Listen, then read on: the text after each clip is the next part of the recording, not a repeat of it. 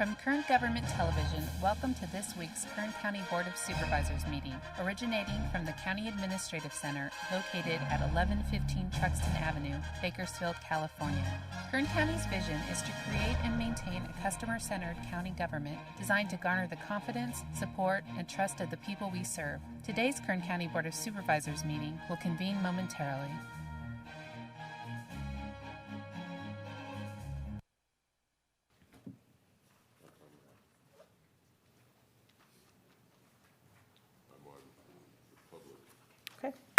Board to reconvene. Good morning, Kern County. And Madam Clerk, would you please call the roll? Supervisor Gleason? Here. Supervisor Scrivener? Here. Supervisor Maggard? Here. Supervisor Couch? Here. Supervisor Perez? Here. Welcome to the Tuesday, July 14, 2020 meeting of the Board of Supervisors. We will begin today's meeting with the flag salute led by our very own Supervisor David Couch. Following the flag salute, please remain standing for a moment of prayer, silence, or meditation, whichever you prefer. Thank you. Thank you. Please join me. Place your hand over your hearts. Salute. Pledge. I pledge allegiance to the flag of the United States of America and to the republic for which it stands, one nation, under God, indivisible, with liberty and justice for all.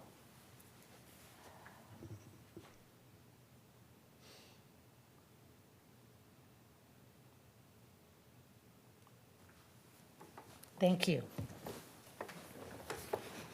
At this time, I would like to call Mr. Nick Cullen, Director of Animal Services, to come up with our Pet of the Week. Mr. Cullen, the hero to our four-legged furry friends. Thank you for being here. Who do we have here? Good morning. I have with me Harry. Harry is Hi, Harry. about a 4 or 5 year old Chihuahua mix. He's big for a Chihuahua. He's about 12 pounds, but a super sweet, very friendly dog. He's spunky. He's got some attitude and a lot of energy, but he's available at the Kern County Animal Shelter for adoption right now. He is so cute. And what is the total cost right now if someone were interested in little Harry? Our adoption fee right now is just $85, and that includes the spay neuter surgery, the license for a year, microchip, vaccinations, everything you need to be a responsible pet owner. 85 includes spay and neuter. Correct. My goodness, that's normally hundreds of dollars for that procedure. Depends where you go, but yes. Ah, very cool. Well, thank you. That's a beautiful dog. He's very cute, good yeah. looking. Good luck, Harry. We wish you the best with your forever home.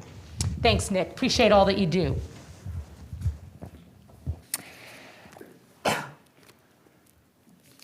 The County of Kern provided notice that as a result of the declared federal, state, and local emergencies due to the COVID-19 pandemic, and in light of the governor's order, this Board of Supervisors meeting is not physically open to the public. Testimony and general public comment can be given through email or telephone to the clerk of the board prior to today's meeting, and live comments via teleconference will be heard during the meeting. We will begin by considering the consent agenda. All items listed with a capital C, capital A above the item are considered to be routine and non-controversial by county staff. Consent items will be considered first and may be approved by one motion. If a member of the audience wishes to comment or ask questions regarding an item or items on the consent agenda, they may do so prior to a vote being taken on the consent agenda. A member of the board may remove any item from consent, and it will be considered in its listed sequence, with an opportunity for any member of the public to address the board concerning the item before action is taken. A member of the public may also comment on any closed session item. If you refer to your agenda, consent matters begin on page 2, and they include items 1 through 5, as well as item 8. On page 3, items 9 through 15. On page 4, items 16 through 24. On page 5, items 25 through 32. On page 6, items 33 through 41. Madam Clerk, what do we have by way of public comment regarding the consent agenda? First, we do have our Chief Probation Officer, T.R. Miracle, present, and he would like to comment on item number 1. Thank you very much. Appreciate that. Good morning, Mr. Miracle. It's nice to see you. Morning. Thank you. Thank you, Madam Chair, members of the board. T.R. Miracle, Chief Probation Officer. I understand there's a change of protocol with our proclamations because of COVID-19, but in anticipation of Probation Services Week, which is next week and is an item today on the consent agenda, I just want to take, and I appreciate the opportunity to take a moment to talk about the hard work that my deputy probation officers, juvenile correction officers, program specialists, and support staff do every single day, even during times of uncertainty. Probation provides a wide range of services in the criminal justice system, touching every case in some capacity. We provide sentencing reports and recommendations to the Superior Court and juvenile courts. This past year, we did approximately 5,000 of those. We supervise offenders in the community between juvenile probation, adult probation, and our AB 109 responsibilities. We supervise approximately 10,000 people. We operate 3 distinct juvenile facilities here in Kern County. We collect restitution for victims. This past year, we collected and paid out just under $1 million in restitution to victims. And we provide evidence-based treatment and rehabilitative services. But no matter what services we provide, the dual pillars upon which we stand is accountability and opportunity. We must hold people accountable for their actions. The rights of victims must be recognized, and the community must be protected. Our over 150 armed probation officers are proactive in the community, ensuring that offenders under our supervision follow through with the terms and conditions of their release, and we hold them accountable when they don't. One example is this past year, officers from our adult high-risk unit made a home call on a probationer. During a search, they found the probationer illegally possessed an AR-15 rifle with 2 high-capacity magazines and ammunition. They located another subject in this home. While he wasn't on probation, they discovered that he had a $500,000 arrest warrant for alleged sex crimes. Both were arrested and booked into jail. This is just one of many, many stories about our officers in the community holding people accountable and providing public safety. On the other side, we must provide opportunities and reduce barriers for people to break the cycle of recidivism and turn their lives around. Given that all but the most violent offenders who go through the criminal justice systems will at some point be back in our communities, we must acknowledge that rehabilitation is in the interest of public safety as much as accountability. We're not naive to think that everyone will take advantage of these opportunities, and we're here to hold those people accountable when they don't. However, every person that we can assist in becoming a productive member of our community decreases victimization, reunites broken families, and provides a positive path forward. Just one example of the opportunities we provide can be seen in our new RAP units in our juvenile facilities. These RAP units provide re-entry, ADA, and programming services to our youth. Over 2,200 hours of services were provided in juvenile hall alone last month. Recently, during a pre-release meeting, one of our RAP officers was talking with a young lady who was scheduled to be released. It was discovered that she had no clothes other than the clothes that she came into juvenile hall. So this officer worked with the youth supervision officer, and a referral was made to Helping Hands, which is an officer-created program that collects and distributes needed items. In this case, 2 full bags of items, including several outfits, socks, shoes, undergarments, and a variety of toiletries were provided to this youth upon her release. This is just the start of the help that this person will need, but it demonstrates the compassion and barrier-reducing programs that our officers deal with every day. We will go on to ensure that her educational, physical, mental health, and criminogenic needs are met in the community. One last story I'd like to share incorporates both accountability and opportunity. It has to do with a 17-year-old male who was committed to Camp Owen. He had a long history of gang involvement and substance abuse. He struggled in the camp program, was oppositional, and did not take advantage of the opportunities that were provided him. Eventually, he was released, but due to his continued negative behavior in the community, he was recommitted. This second time, by working with staff, he made the connection between his choices, actions, and consequences. He changed his outlook and began to model pro-social behavior, even mentoring newer youth. He worked his way up and gained the position of crew chief, which is a position of prestige and leadership at Camp Owens. He has since graduated high school, enrolled in Bakersfield College, and already earned college credits. And most importantly, he's refrained from new law violations. This illustrates how our officers hold people accountable and protect the community, all the while providing people with an opportunity to become better. This encapsulates both our mission and approach. Over the last decade, probation has been asked to take on more and more responsibilities. AB 109 was a monumental shift in the criminal justice system that shifted duties from the state to the counties and affected several local departments. Probation now supervises over 3,000 additional felony offenders, most of whom are high risk. With additional reforms on the horizon, probation will be asked to take on even more. These potential reforms include bail reform, DJJ closure, CDCR early releases, and I'm sure many other unknown reforms that are likely to occur. Regardless of your or even our position on any of these reforms, it is clear that probation will be asked to carry a larger load. And we will answer the call going forward, just as we have in the past. We'll make the best of any situation with our motto of commitment to a safe community as our vision and accountability and opportunity as our method to accomplish such. As Chief, I want to thank the Board of Supervisors and the CAO's office for recognizing and understanding the vital and growing public safety role that probation plays. I want to thank our collaborative partners. We know we can't do it alone. We work with the Kern County Sheriff's Office, local law enforcement agencies, behavioral health and recovery services, Department of Human Services, Kern Medical, Public Health, local community-based organizations, and many, many more. Most importantly, I want to thank the men and women of the probation department. They're on the front lines every single day dealing with an incredibly challenging population. And they always have the goal of making our community a better place for everyone. Despite the obstacles placed in front of them, whether it be budget woes, new responsibilities, COVID-19, or anything else, I have confidence that they will continue their tradition of dedication, professionalism, and passion. They truly make a difference.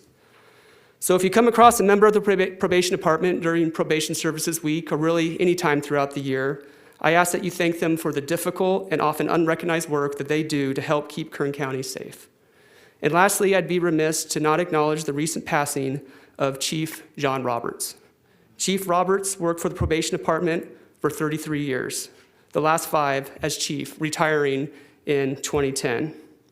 Since becoming chief, I appreciate even more his many accomplishments. And I know that every progress that we make is because of what has come before us. Chief Roberts was a loyal, honest, and good man. Our probation family mourns his loss, and our thoughts and prayers are with his family. Thank you. TR, I want to personally thank you for seemingly single-handedly turning around the perspective of outsiders on our probation department. I know we get real frustrated with people outside of Kern County telling us anything about our operations, and I think that's fair. But we had real problems with the perspective of Kern County's probation department outside of Kern County before your leadership. And I'm intimately familiar with that process and how many problems it created for Kern County. And I want to thank you publicly and personally, despite our differences, and we have many. You are a consummate professional who looks at the outcomes. You are changing and guiding the culture of your department to be considerate of the fact that opportunity has as much to do with public safety as does accountability.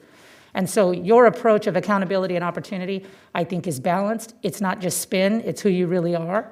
And I know that you're a very pro-public safety person, but you are pragmatic and you are changing the face of Kern County probation around the state, and that serves to benefit us in many, many ways.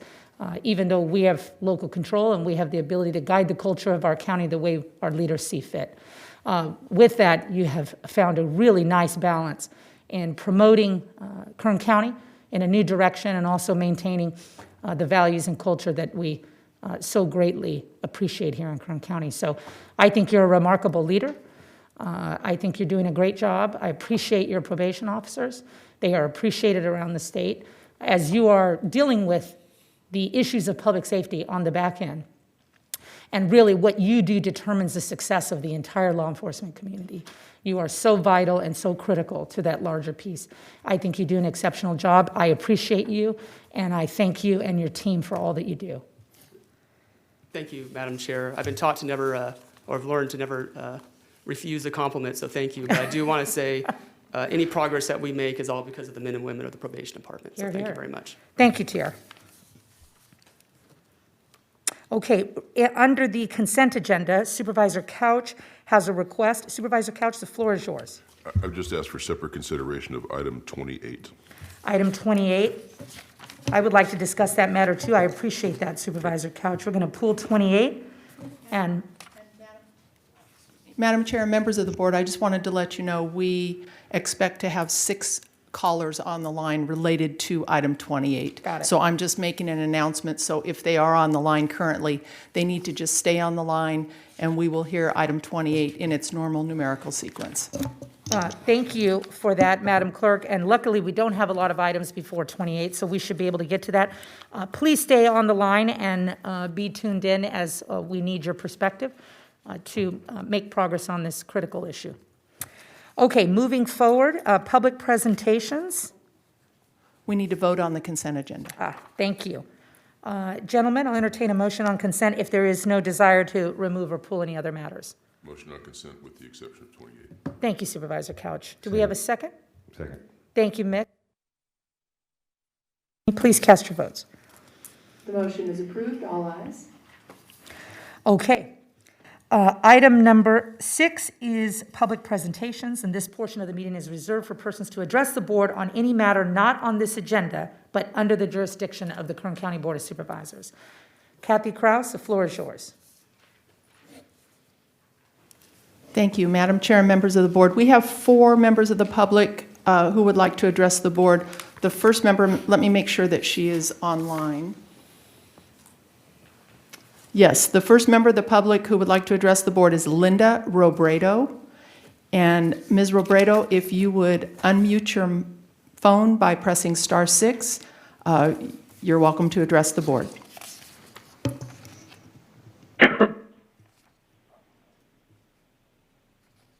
Should I start? Yes, please. Thank you and good morning. Good morning.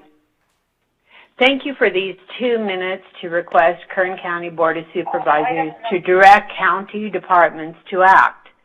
A brief timeline is March to early May, which is 6 weeks, Kern County enforcement of non-essential business closures through Kern County Sheriff and Human Departments. Next, mid-May, Kern County shifted to soft language as face mask and social distance we recommend, and announced Kern County will no longer enforce health and safety guidelines. Then, mid-May, Kern began reopening non-essential businesses with soft language in place as recommending face mask and social distancing, with no enforcement of health recommendations of this soft language. 6 weeks later, June, Kern is on the California COVID monitor watch list as infections and hospitalizations rise. Also, Governor Newsom orders statewide mandate of face mask use in public spaces. Then, first week of July 2020, I researched at local stores and market regarding the state mandate face masks in public spaces and concluded that essential business remain at risk. I can elaborate details in a private supervisor meeting. It would take longer than these 2 minutes allow. I sent letters on July 5th regarding this urgent health and safety matter to Governor Newsom's office, Kern County Board of Supervisors, Bakersfield Mayor. Additionally, I called upon social media for public who feel the need to boycott unsafe stores to also send their letters to Kern County Board of Supervisors as well. My letter, it has come to my attention that since Kern County announced they would not enforce non-essential business violations, the public stopped caring about that. Now, the state of California has ordered mandatory face masks, but we have never maskers in the public bullying private businesses by not wearing face masks. Ma'am, I'm in so public sorry to interrupt spaces. you. I'm going to have to interrupt you. I'm so This sorry. We're almost happens at 3 because minutes. there is no enforcement. Today, I request that Board of Supervisors formally request enforcement be managed by Kern County-wide naming agencies such as sheriff and health departments. Thank you. Thank you so much, ma'am. Who's next, Ms. Kraus? Our next speaker is Stella. Did not provide her last name. Stella, if you're on the line, please unmute your mic by pressing *6, and you have 2 minutes to address the board.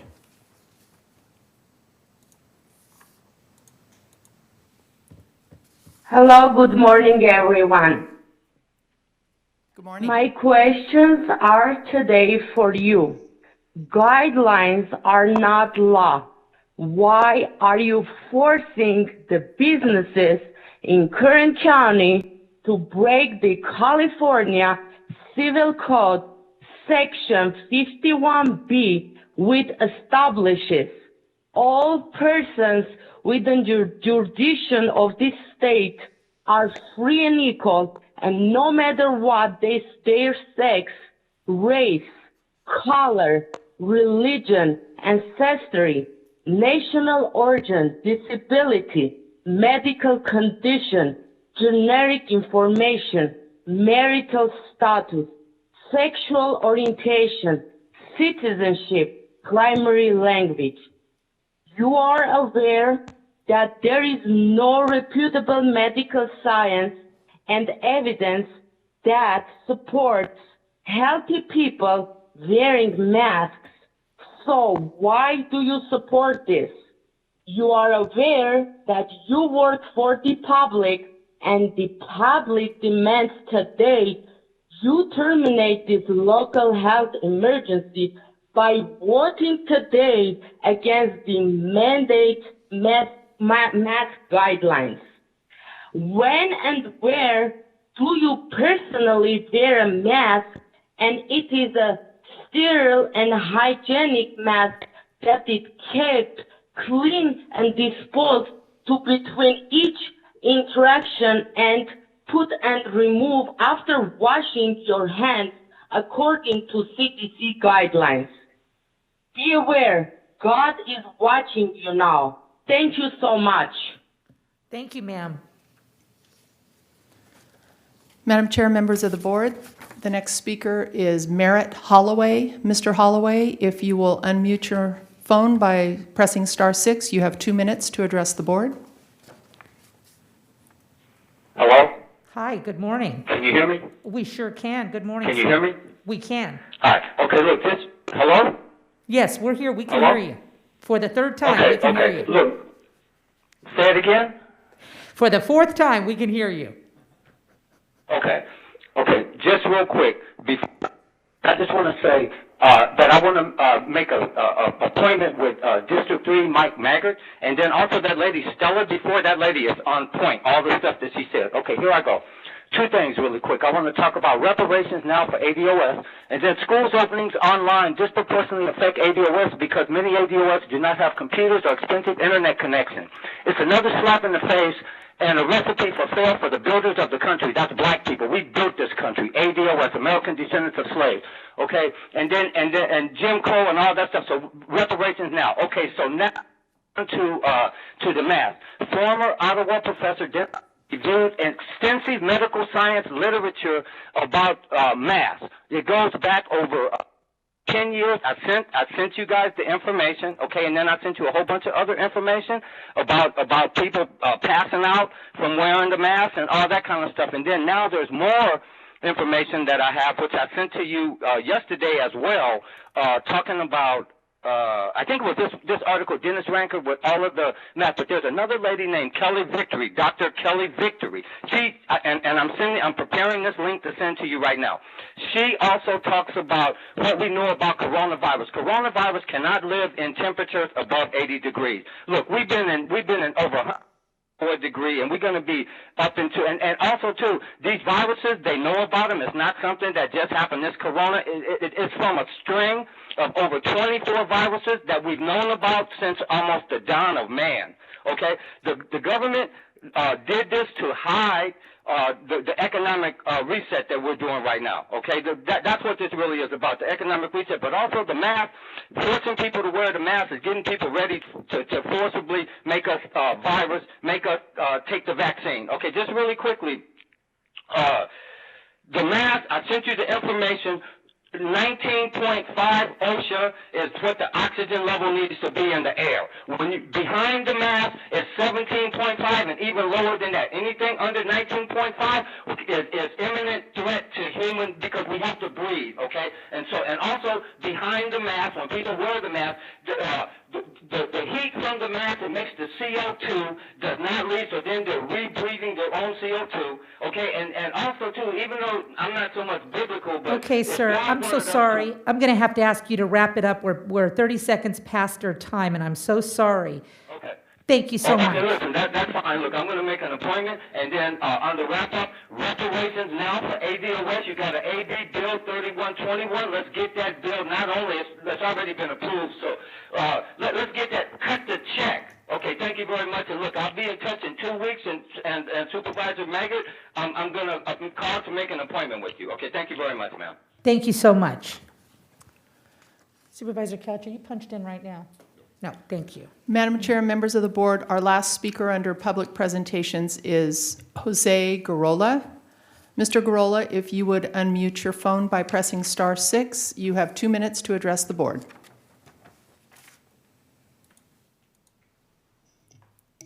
Good morning, Madam Chair and board members. Good morning. I'm calling in today for 3 issues: the library, fire contract, and the response to the coronavirus pandemic by this board. First, with the libraries, I understand that this board has decided to back off on some of the cuts to the libraries. I will ask that Arvin's branch of the Kern County Library not be one of the branches that are cut, and I look forward to engaging in a discussion with this board and staff if that is a possibility. Second, with respect to the fire contract with contract cities, I ask that this board and staff engage city staff of all the cities, engage the elected officials and the communities with respect to how we can come up with an equitable solution to this issue. I certainly do not take or do not agree with the assertion that the county fire department is in the financial issues because of cities, as was stated over the weekend in some media stories. But I do look forward to a constructive conversation that cities must be a part of. This, as presented, would be a consequential effect, a detrimental effect on our budgets, not just Arvin, but all the contract cities involved. And lastly, with respect to the coronavirus pandemic, the city of Arvin has been doing its part either through ordinances requiring flyers on businesses asking members of the public to wear masks, or actually enforcing the governor's mask mandate. We've been doing our part to protect the health of the community and to do our part to reopen Kern County's economy. But we can't do it alone. We're only one city. We need willing partners at the board level, at the county supervisor level, to engage with us and to protect public health and the economy. So I ask that this board actively enforce the governor's order on the masks and do what else is necessary by listening to public health to take the actions necessary using the CARES Act funding. The more actions we take now, the sooner we can reopen our economy, the better for businesses, the better for lives and livelihoods. Thank you. I look forward to engaging in discussion on these issues, and thank you for all that you do. Appreciate it. Thank you so much, Mr. Garola. Appreciate your hard work in Arvin. Does that complete our public presentations portion, Kathy? Not yet, ma'am. We have 2 voice messages that we're going to hear, one from Michelle Hernandez-Icardo and one from Shelley Obel. And then we have 7 voice messages regarding libraries. We also have emails that we'll discuss after that, but we're going to hear these voice messages first. Thank you, Ms. Krause. Email from Michelle Hernandez. Good morning. My name is Michelle Icardo, and I am a lifelong resident of Kern County. I know these have been trying times for you with many difficult decisions being made. I know you like facts to support your decisions, and it has come to my attention that you may be missing some. I came across the attached document from the Centers for Disease Control, which shows a change in the reporting of COVID-19 cases beginning April 5th, 2020. In it, it states that cases of COVID-19 are no longer being counted as a person who has a positive coronavirus test only, but now states and counties are to include anyone with simple symptoms, no test necessary, anyone suspected of having an illness, and people who have contact with any of those people, and people who test positive. You do not need to be sick or test positive to be included as a case of COVID-19. Case does not equal sick or even likely to be sick. Is this how cases are being counted in Kern County? What determines a case of COVID-19? Are all people with positive test results getting sick or have symptoms being admitted to the hospital? I would really like Mr. Constantine to explain this openly to you and the citizens of Kern County. Furthermore, however, our cases being counted should be explained on the COVID-19 dashboard with the statistics and during every press conference when speaking about cases.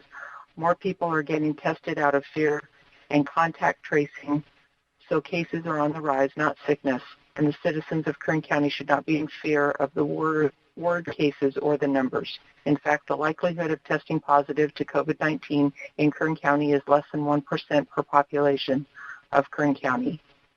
And cases listed on the dashboard totaled. Email from Sherry Obel.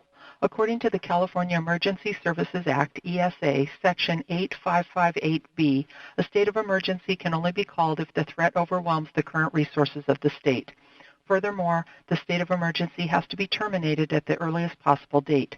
Section 8558B, state of emergency, means the duly proclaimed existence of conditions of disaster or of extreme peril to the safety of persons and property within the state caused by such conditions as air pollution, fire, flood, storm, epidemic, riot, drought, sudden and severe energy shortage, plant or animal infestation or disease, the governor's warning of a California Emergency Services Act 4, California Governor's Office of Emergency Services earthquake or volcanic prediction, or an earthquake or other conditions other than conditions resulting from a labor controversy or conditions causing a state of war emergency, which, by reason of their magnitude, are or are likely to be beyond the control of the services, personnel, equipment, and facilities of any single county, city and county, or city, and require the combined forces of a mutual aid region or regions to combat. Thus, a state of emergency related to public health can only be declared if the threat overwhelms the response capabilities of California's healthcare practitioners. Thousands of healthcare workers are being furloughed in California, so there is zero evidence of grounds for this state of emergency based on public health.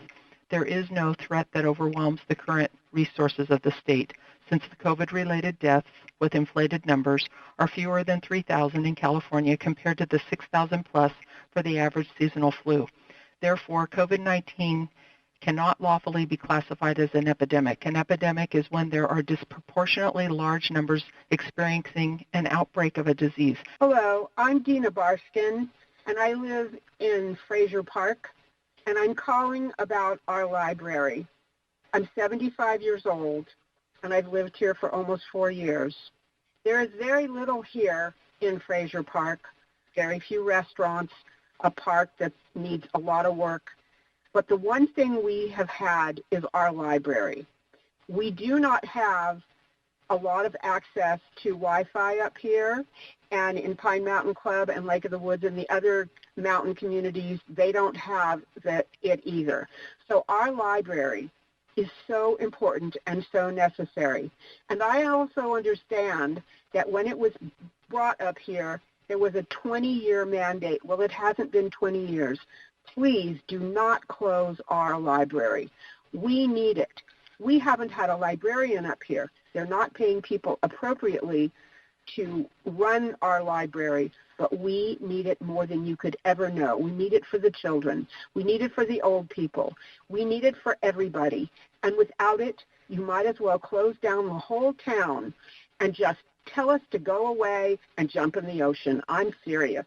We need that library. It is the most important thing we have in all of Fraser Park, California. Thank you so much. Please do not close our library.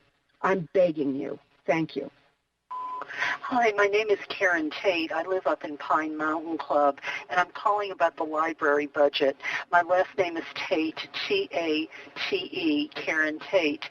I'm writing the plead for the reopening of the Fraser Park Library, and our isolated home here in Fraser Park, Lake of the Woods, Pine Mountain Club, Lebec, we depend on this library. It helps keep us connected to the outside world and to each other. It's a focal point of our community. It's a gathering place for adults and children alike. We go there on holidays. We handle community business there. Classes are taught there. We go there almost every day of the week and feel we can find a friend. It's a place of learning. It's a place of hope. So many of us depend on the library being there, from low-income folks to the affluent. Closing our library would be like tearing out our heart and our spine. You know, this is more than a place to network. It's a place to find emotional nourishment. I'd walk in that library and immediately feel uplifted. Please don't take this library from us. A bookmobile just won't be the same. It just won't be the same. Please don't do this to us. We're already so isolated from the rest of the world. We can't lose our library. Thank you very much. Tracy Perley, T-R-A-C-Y, Perley, P-E-R-L-E, library budget. This is, I believe, if you should be voting to keep our library. There was a contract for 20 years. There is hardly anything in the Fraser Park area for the teens. This is actually would be inviting problems, more kids hanging out at the park instead of at a legitimate place of education. And so many activities. I've raised 2 children through the libraries, and there's nothing for them up here. So I just can't believe that you would take that away from them when so many entities are using that. And I ask that you vote yes on saving the library up there. Thank you. Hi, my name is Samuel Barnes. I have lived on the mountain all my life, Fraser Mountain, and I'm calling about the library funding for the Fraser Park Library. And my family homesteaded up here in 1885, and my great-great-grandfather homesteaded the land over in Antelope Valley and had a home here up on the mountain. And the Fraser Park Library has been a catalyst for this community's cultural growth. And if it closes, it will be a dire shame. And so many of us on the mountain depend on this library to bring us all together, even more than maybe in Bakersfield, where they have many other resources there. Here on the mountain, it is the resource, and it is a flagship center. I remember when it was a vacant lot, and then came back and saw all of a sudden here was this beautiful, amazing facility that really is a flagship for the library system. And I would love you to consider to not close it.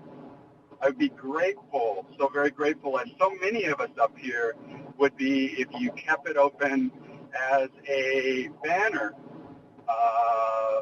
library in your system, even though not the biggest, but it sure is beautiful. So thank you. I appreciate it, and I'm grateful to be able to share today, and may you all have a great day, and I'll look forward to hearing and seeing that you'll keep the library open and fully funded. Thank you. Bye-bye. Hello, my name is Mary Thatcher, M-A-R-Y-T-H-A-T-C-H-E-R. I'm calling about the library budget.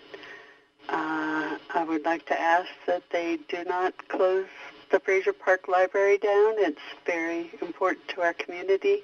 I think it would be very detrimental to the children of the community. We have so few resources. I feel it's very important. to continue funding. And thank you very much. Mary Ann Ryan, Maryann, Ryan, Ryan. I'm calling about the Fraser Park Library, the budget. We need our library in Fraser Park. We don't have much here at all, especially for the seniors and the children. We need all the books. We need all the crafts. We have crafts fairs there for the seniors and other people. It's just something we need in our community. You can visit it. It's a beautiful library, and it has helped everybody in the community. Please put the budget for the Fraser Park Library. Thank you. Hi, my name is Mary Miller, Marymiller, and I'm calling about the library budget. Please do not take away our library. It is so important to us up here. We love it. And we, the people who use the library all the time, we're also the people who vote. So please do not take away our library.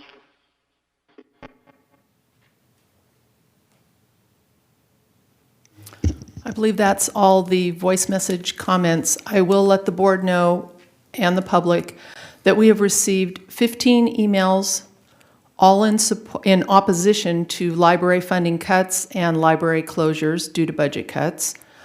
We have received 6 emails in support of enforcing the governor's mandate to wear masks. We've received 8 emails regarding the posting of grant deeds by the City of Bakersfield on their website. We also received an email from Roman Hernandez in opposition to the state's handling of the so-called pandemic. All of these emails have been provided to your board.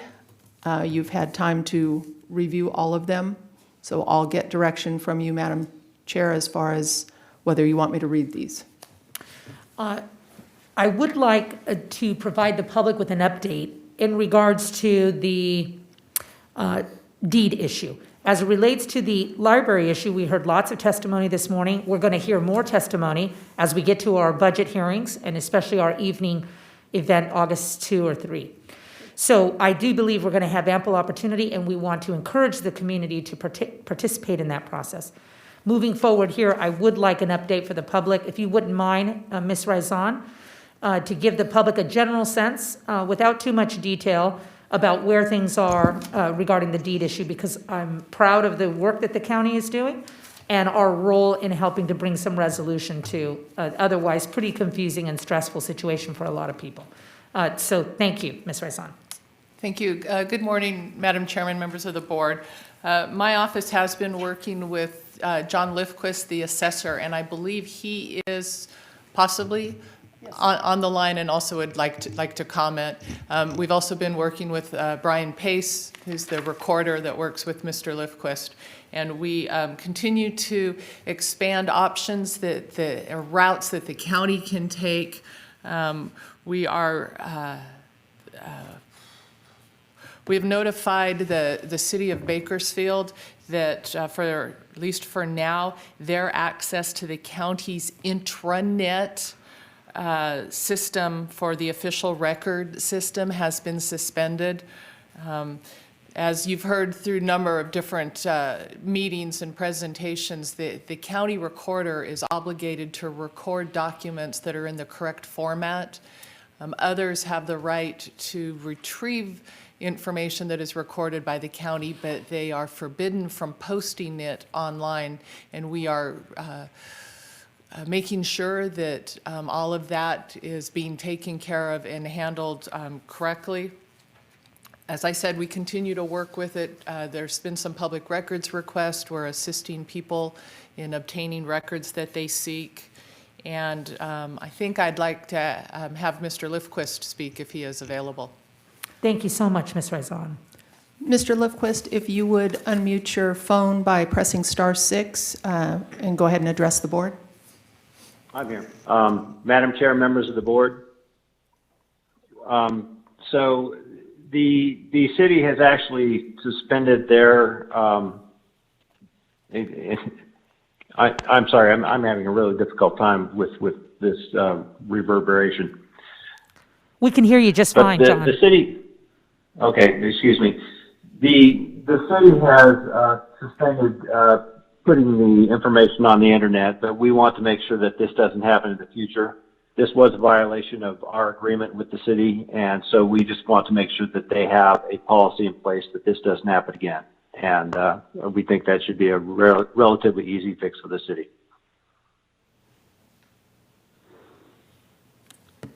Ms. Raison? He is correct. What we've done is notified the city that due to some violations of how they have posted material, I think in the past, because they have stopped posting information, and we want to make sure that they have a policy that will address going forward their process for following our internal guidelines about what can and cannot be posted. Okay. The problem is, as everybody knows, is once something is out there in the internet, it is hard to retrieve it. And Especially nowadays. That's, I think, where the difficulty lies. Okay, anything further, Mr. Lifquist? No, thank you, Madam Chair. I really appreciate your attention to this matter and your knowledge. Thank you. Ms. Raison, any closing remarks from you? No, Madam Chair. Thank you very much for the update, and to the public, I appreciate that our county staff has taken this serious and is helping to do our part in resolution and bringing some comfort to folks that have been stressed by this. So thank you, Ms. Raison, and Mr. Lifquist, thank you. Okay, Kathy, regarding public comment or input, your thoughts? That concludes public comment. Thank you very much. We're going to move on from public presentations to board member announcements. And under board member announcements, we're going to hear from Bryn Kerrigan, also Supervisors Maggard and Scrivener regarding our ad hoc committee will receive an update. But for now, I would ask Bryn Kerrigan, Assistant Director of Public Health, to please come up and provide a COVID-19 update. I understand Mr. Constantine is taking care of his family at the moment. I did speak with him this morning. He seemed very good, so I was happy to hear from him. But he is caring for his family, which is where he should be. So thank you, Bryn, for standing in his place and for bringing us up to speed on where things are, and also for just all your hard work. You really are amazing. Thank you. Good morning, Madam Chair, members of the board. This morning we are going to announce 158 new cases here in Kern County, bringing our total cases to 6,759. And we are going to announce no new deaths this morning, so that is something that we're really excited about. We continue to work with the state closely on our skilled nursing facilities. They remain an area that we have significant concern with. According to California Department of Public Health, who regulates these facilities, 14 of our 19 skilled nursing facilities have reported cases in either residents, healthcare workers, or both. We are seeing that there are some previous outbreaks that are getting under control within these skilled nursing facilities, but then there are some new skilled nursing facilities coming up with some concerning case rates and practices within their facilities. So we continue to work closely with California Department of Public Health, our team going in, doing joint visits to ensure that they have appropriate infection control procedures in place and that they are adequately caring for those residents. Our temporary isolation units at the fairgrounds are holding 14 people right now. Most of those are close contacts to cases, so they're just being held in isolation to ensure that they don't begin to show symptoms. But we are fully utilizing those trailers at this time. We continue to work with our hospitals very closely regarding the increase that we're seeing in hospitalization rates and ICU rates here in Kern County, and their ability to staff those beds that they have available at this time should we continue to see increases as we have been experiencing. Yesterday was a big day. The governor announced multiple changes, both statewide and within the counties that are on the monitoring list. We did have to provide some clarification here locally because he erroneously included Kern County on the list of those counties that are on the monitoring list that had to have some of those changes be implemented. So just to briefly review what those changes were, he implemented changes statewide to include the closures of bars and the indoor operation closure of restaurants, movie theaters, family entertainment centers, zoos and museums, and card rooms. Now here in Kern County, because we had previously been on the monitoring list, that did not change anything. However, it does change the fact that there's no longer a sunset date on those restrictions. So now we're awaiting the state to make that change statewide in order to lift those modifications.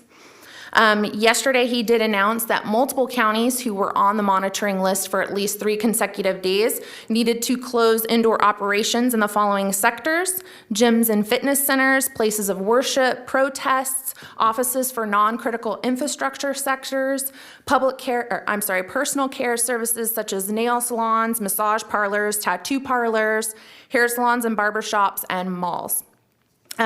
This is the area where the governor included Kern County on that list. However, we were not currently on the monitoring list. I think what needs to be clarified is while we aren't currently on the monitoring list, we are anticipating being on the monitoring list this week and therefore meeting the governor's criteria for these modifications to have to occur within Kern County. And likely that will occur starting 12:01 a.m. on Saturday. With that being said, I think that concludes the updates for COVID-19. I appreciate that. I did get a call from the governor's office yesterday apologizing for the miscommunication, wanting to make sure that we remain in good partnership and keeping our lines open. And I certainly appreciated that. And I think we have a very healthy relationship with the governor's office from your office, from what I can tell. So they did call, they did apologize. With 58 counties, you can imagine how confusing some of this can be and how mistakes are made. But certainly, we appreciate the reach out and the relationship there. I think you guys have done a great job of communicating with them and keeping them up to speed. That helps, as you know. Thank you. Okay, gentlemen, do you have any questions for Bryn regarding the COVID update? I do not see anybody punched in. Supervisor Mick Gleason. Thank you, Madam Chair. I yield to the committee if they had everything. I just got some general questions. First, Brent, I want to thank you and your team. Matt's done a fabulous job, if you ask me. At very confusing times, and you're not controlling the confusion. You're trying to steer everybody and clear it up. And so, you know, the example of the governor's statement yesterday is just a great example of, you know, how difficult this is and how great a job Kern County is doing in trying to make things sane in a very challenging world. I got some questions, General. I don't know if you have any answers to them, but I want to bring up more confusion, that highlight more confusion. I wish we could take some, bring some clarity to. The first one I'll talk about is the Ridgecrest area itself. Ridgecrest Regional Hospital has a website where they bring out their data, and they roll out their data, and their data shows something significantly different from Kern County's. Their data shows that they have 61 positive cases, 54 of those are in our community, and 7 were out of town. Out of those 54, the community is defined by, my understanding is Ridgecrest, Trona, Inyo Kern, and other communities. I don't know what other communities are. I don't know if that is San Bernardino County and Inyo County. I don't know. But it does break that down further and shows that Ridgecrest has 40, Inyo Kern has 3, and Trona 10. So that brings us to that 54. But the fact is that they're reporting a number that is significantly different from Kern County's, which we're reporting 16. Could you talk to a minute about that? Because the reason I'm asking is the people that call me are concerned about the 40 number, and I'm telling them, well, I know that, but what I'm seeing is 16. So could you talk a minute about that, please? Absolutely. Supervisor Gleason, through the chair. So we are aware of Ridgecrest Regional Hospital's dashboard that they do have on their website. We are actively reconciling the numbers that they are showing on their dashboard with the numbers that we're showing in our dashboard by zip code. The Air Force Base falls into the same zip code that Ridgecrest falls under. Did you say Air Force? I'm sorry. The Don't base, ever say that again. The base falls in the same zip code as Ridgecrest, and those cases are not counted as Kern County cases, so that could be a potential for the discrepancy in the numbers. But like I said, we are actively researching that information as we speak. Perfect. Thank you very much. Great answer. That's what I was hoping you were saying. When I look at our dashboard, I'm seeing success. I'm seeing trend lines that are moving in the right direction. For example, I see July 1st, let's just take the beginning of this month, I see isolated people in the hospital at 149 on July 1st. Today it's 137. So it's down about 8%, 9% for the month. I see deaths, I'm talking about isolated in the hospital, isolated at home. July 1st was 2,624. Today is 2,147, despite increased testing, which I'm sure more people are getting tested, and the testing rate's going up. So that's another good piece of information. July 1st, you see the recovery, 3,600. Today it's 4,200, which is another positive. So I see a lot of positive, a lot of things happening on. I see a stable total. I see stability in our in our total cases. I see a decline in our active cases, and I see a dramatic decline in our daily new cases. Am I missing something, or am I seeing Kern County on the mend? Supervisor Gleason through the chair. I think our dashboard could be misleading in the fact that now we're experiencing some delays in receiving test results. So the test results we're receiving today are typically from 5 to 7 days prior when the actual specimens were collected. And that's how we report those positive tests on our dashboard. So if we receive a test result today that was a specimen that was collected a week ago, we report that number. Although we report it out as a new case today, it actually shows up on our dashboard for 7 days prior. So I think that testing result lag is actually what's making it look like our average daily cases or our active cases are going down, when in fact they are not. We are experiencing about 152 new cases every single day, 7 days a week over the past 14 days, which is a significant increase from what we were previously seeing.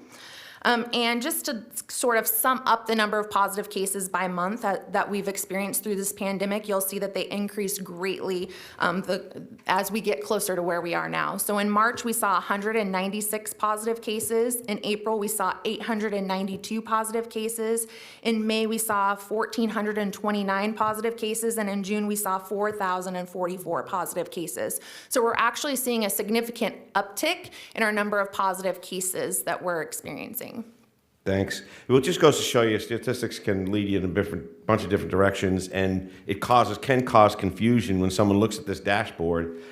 I'm not taking anything out of ordinary. I'm just looking at it and extrapolating numbers, and I'm coming up with a different conclusion that the people in the know who have better information, more refined information, or better understanding of the data than I do.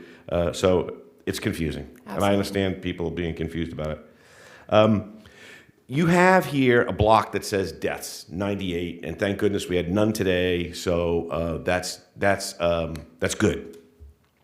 But I don't believe that paints an adequate picture for what we need to understand when we look at and analyze and make decisions about school openings or business closings or all the decisions that are being made by our government. That 98 number isn't sufficient to, which is one of the key components, I think, that we're all considering. Because we don't understand the death rate. We don't put that number 98 in context. We have it as 98, which is a good number to know, but is the death rate going down? Is it going up? Is it going down dramatically? Or is it controlled, not controlled? And how does that relate to the flu? Or how does it relate to other illnesses that are common amongst our constituents? Could you talk a minute about that, please? Supervisor Gleason through the chair. When you compare our death rate to COVID-19 for this season to a typical flu season, Kern County sees about 20 or less deaths for a typical flu season. This COVID-19 pandemic that has been for about 4.5, 5 months, we've seen 98 deaths. So the deaths we've experienced with COVID are significantly higher than what we see in a typical influenza season for deaths. When you put it in perspective, our death rate for all of our positive cases is about 1.5%. So I think that's pretty telling. We're seeing a lot more deaths more recent than we did in the beginning of our pandemic, so that's pretty concerning to us as well. Thanks, appreciate it. You heard earlier, what I'd like to do is see if we can arrange a review of how we're presenting data again and have the board comment, see if there's any changes or adjustments to fine tuning this. As more data comes in, as we're building better perspective, I want to keep it improving. And so whatever we need to do to make adjustments, to tweak things, I'm all in favor of. So thanks. Last one is controversial, and it's I'm going to give you an opportunity to make a stance on Kern County's position, and that is the mask issue. You heard four callers this morning. Two were adamant, no masks. 2 were adamant, masks. You read the New England Journal of Medicine said masks do no good. You read Johns Hopkins, which says masks are essential. You read CDC, all these other folks say we need to do masks. So there's confusion. So I'm going to give you an opportunity just to make a declarative statement on Kern County's position with regard to masks so everybody can hear you. Please. Thank you. Supervisor Gleason through the chair. Masking has been very controversial. We have seen both sides of masking, those for it and those against it. We know that the biggest and most helpful mechanism to prevent the spread of COVID-19 is physical distancing. So that, above all else, is what our community should be practicing, is physical distancing. When physical distancing cannot be achieved, masking may help to reduce the transmission of COVID-19. So if it is a potential resource for us to help slow or stop the spread of COVID-19, it is a valuable resource for our community to consider. We do follow the guidelines of CDC and CDPH, who are both currently recommending masking at all times when you're not within your household unit. And so that is basically the guidance that we are also encouraging our community to follow. They're a valuable resource, and we would recommend that people utilize them. Eloquently said, Brent. Thank you very much. Appreciate it. Madam Chair, I'm done. Thanks. Supervisor Gleason, thank you for that question, and thank you for your answer. I'm wearing a mask now, largely because we do not have clear ventilation here. We do not have a good ventilation system. We're indoors. We're cut off by multiple layers of doors and walls. That means that we're at higher risk from everything I've read and everything I've seen. And as awkward and uncomfortable as this is, I think I owe it to my colleagues while I'm talking and engaged in the kind of activity that we know droplets can spread so easily. I feel I have a duty to do that for my colleagues and the other people that are here. And Supervisor Gleason is right. It is confusing. We do get different information. We do have different leaders that are saying different things about it. But certainly if it helps, if it has the potential to help any vulnerable population, then as awkward and uncomfortable and frankly miserable as it is, I'm going to do it. So I thank you so much. Supervisor Maggard, your thoughts? Thank you, I see you punched in. I wasn't sure if that was for the ad hoc or for this. It's for this. Thank you. Thank you, Madam Chair. Ms. Kerrigan, thank you for your information this morning. I'd like to ask you some questions about convalescent plasma. There was a time that a few weeks ago that it was my understanding that the test results for convalescent plasma were inconclusive enough that it didn't warrant an active program referring the public, those who have recovered, to go donate plasma to see if they have plasma that might help other patients as they're suffering the disease. It is now my understanding that is different. I have spoken with a physician who has inquired of other physicians on my behalf, and it is my understanding now that those results are much more precise and reliable than they were. It is also my understanding that there are about 4,300 recovered patients off the site. You're nodding your head. You think that's in the ballpark, right? So I don't know if this is an accurate number, but something like 37 people have donated convalescent plasma in an effort to help those who are still suffering from the disease. If 4,300 are available to do this, and only 37 have done it, there is a vast difference those 4,300 people could make in the lives of hundreds, if not thousands, of other people. So I'm interested in your thoughts on how we go about it. Is it effective for us to gather convalescent plasma? And if so, what are your thoughts about how we go about doing that? Supervisor Maggard, through the chair, the effectiveness, I would ask if I could defer to Kim Hernandez to respond to that question. I know the state has sent out a letter to all individuals who have tested positive, encouraging them to donate their plasma. So that effort is underway, but I will ask Kim Hernandez to answer your first question. Thank you. Good morning, Ms. Hernandez. Good morning. Supervisor Maggard, through the chair. Thank you for your question. This is a big and important one that is ongoing in our community as well as the state. As Ms. Kerrigan mentioned, the state is actively recruiting eligible members throughout California, including here in Kern County. We encourage people who are contacted by the state to read the information carefully and to consider it. Convalescent plasma, like all of the other treatments currently being used for treatment of COVID-19, are still investigational. There is no current recommended proven treatment, but there is a lot of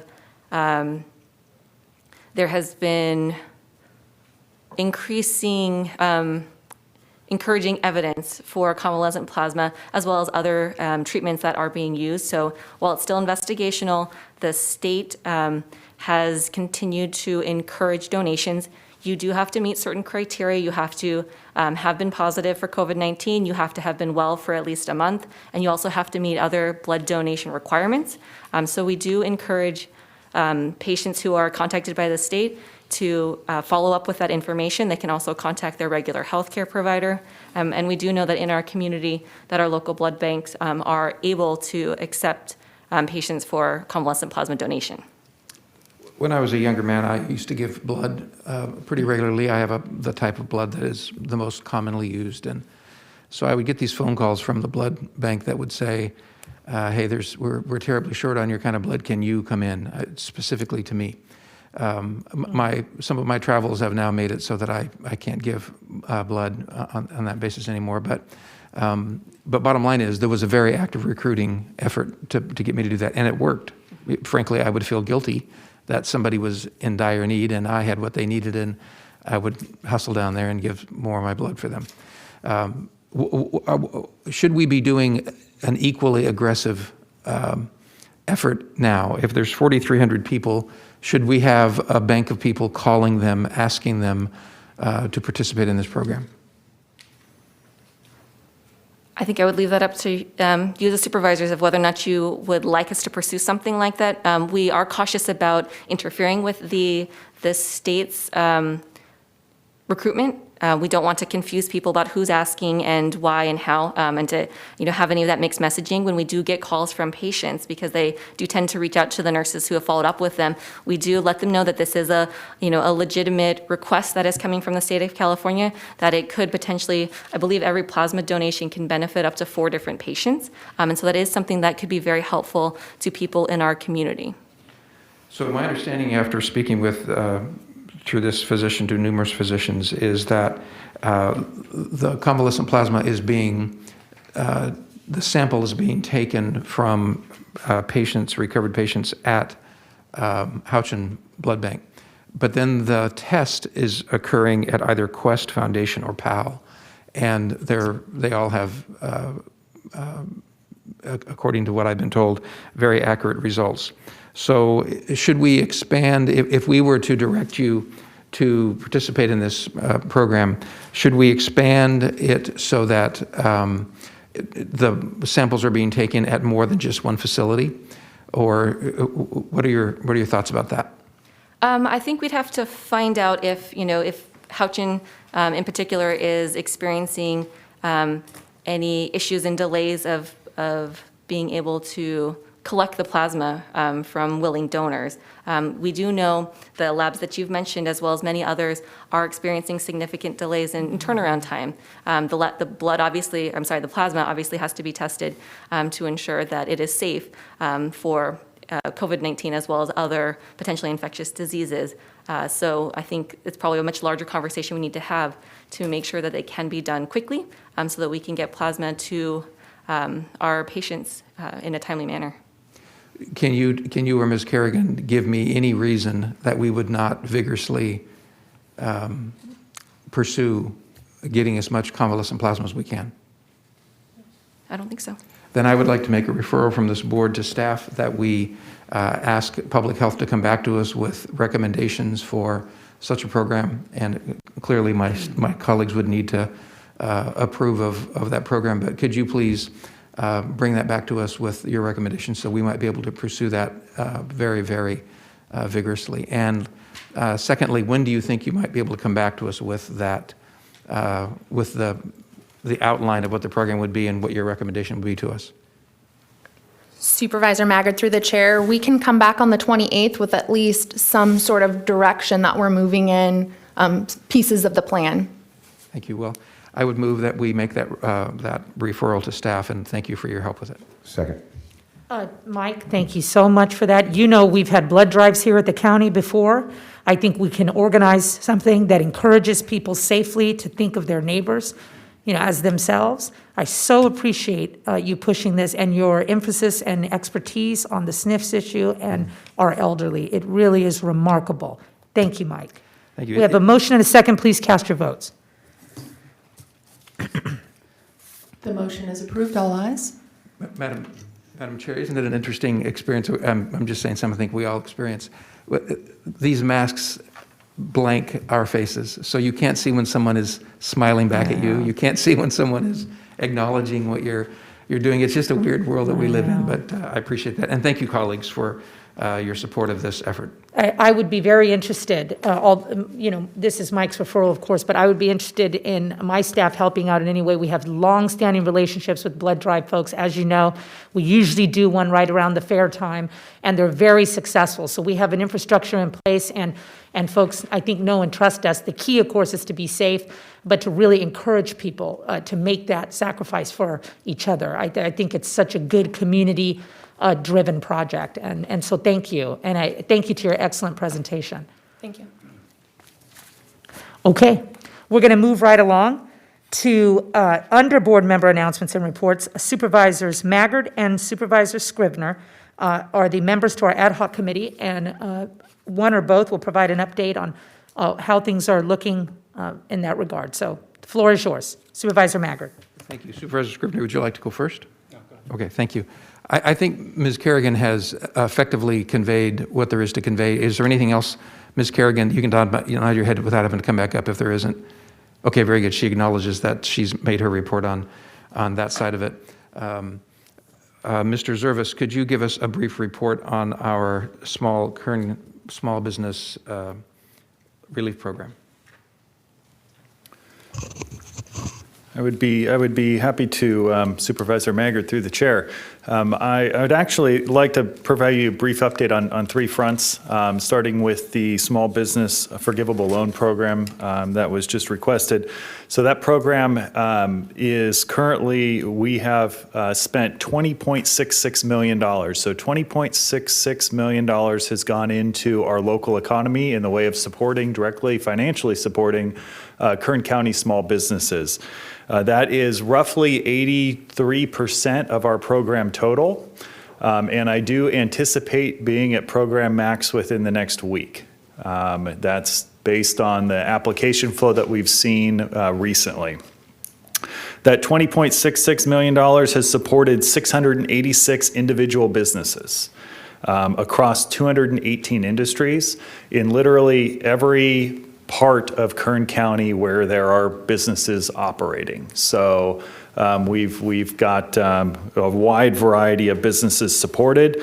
Just within our top business categories supported, restaurants are at the top of that list, both full service and limited service restaurants, real estate agents, physicians, drinking places or bars, insurance agencies, nail salons, beauty salons, janitorial services, and construction services.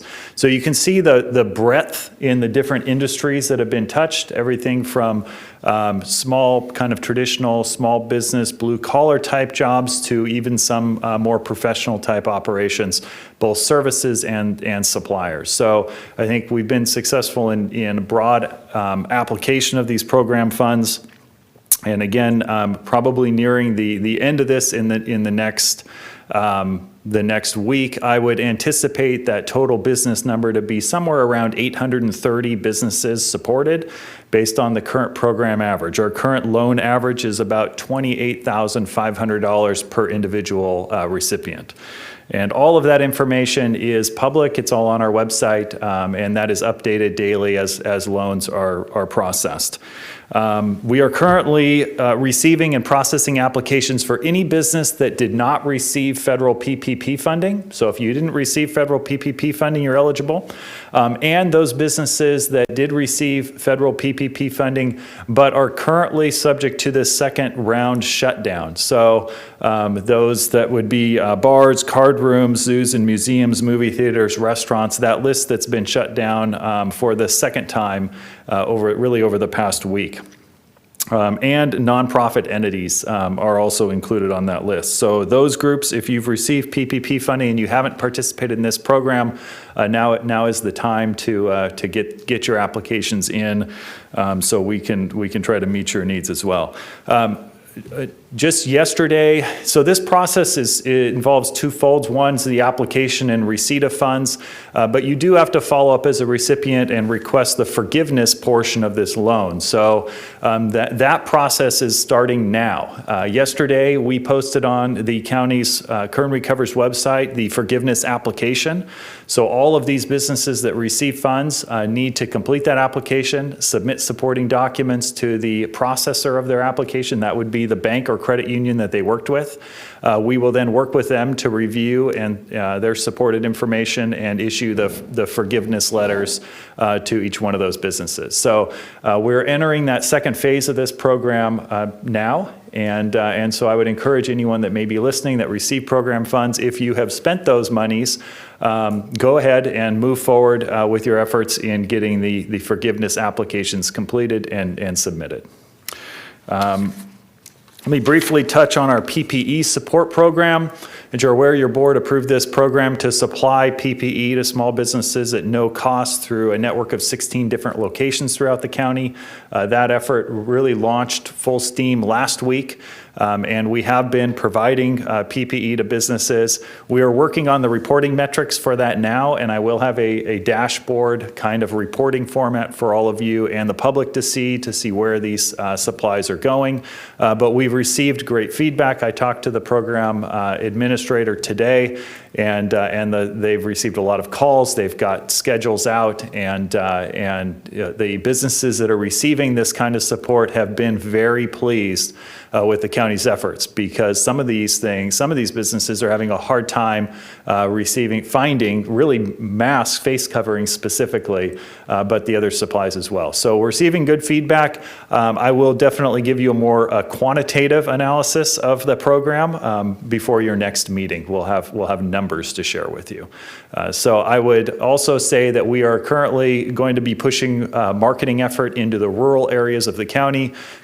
We've contacted all the chambers of commerce in the cities, but we will be reaching out to all the local newspapers and news outlets and trying to get local advertising into all of our more rural areas to make them aware of the program.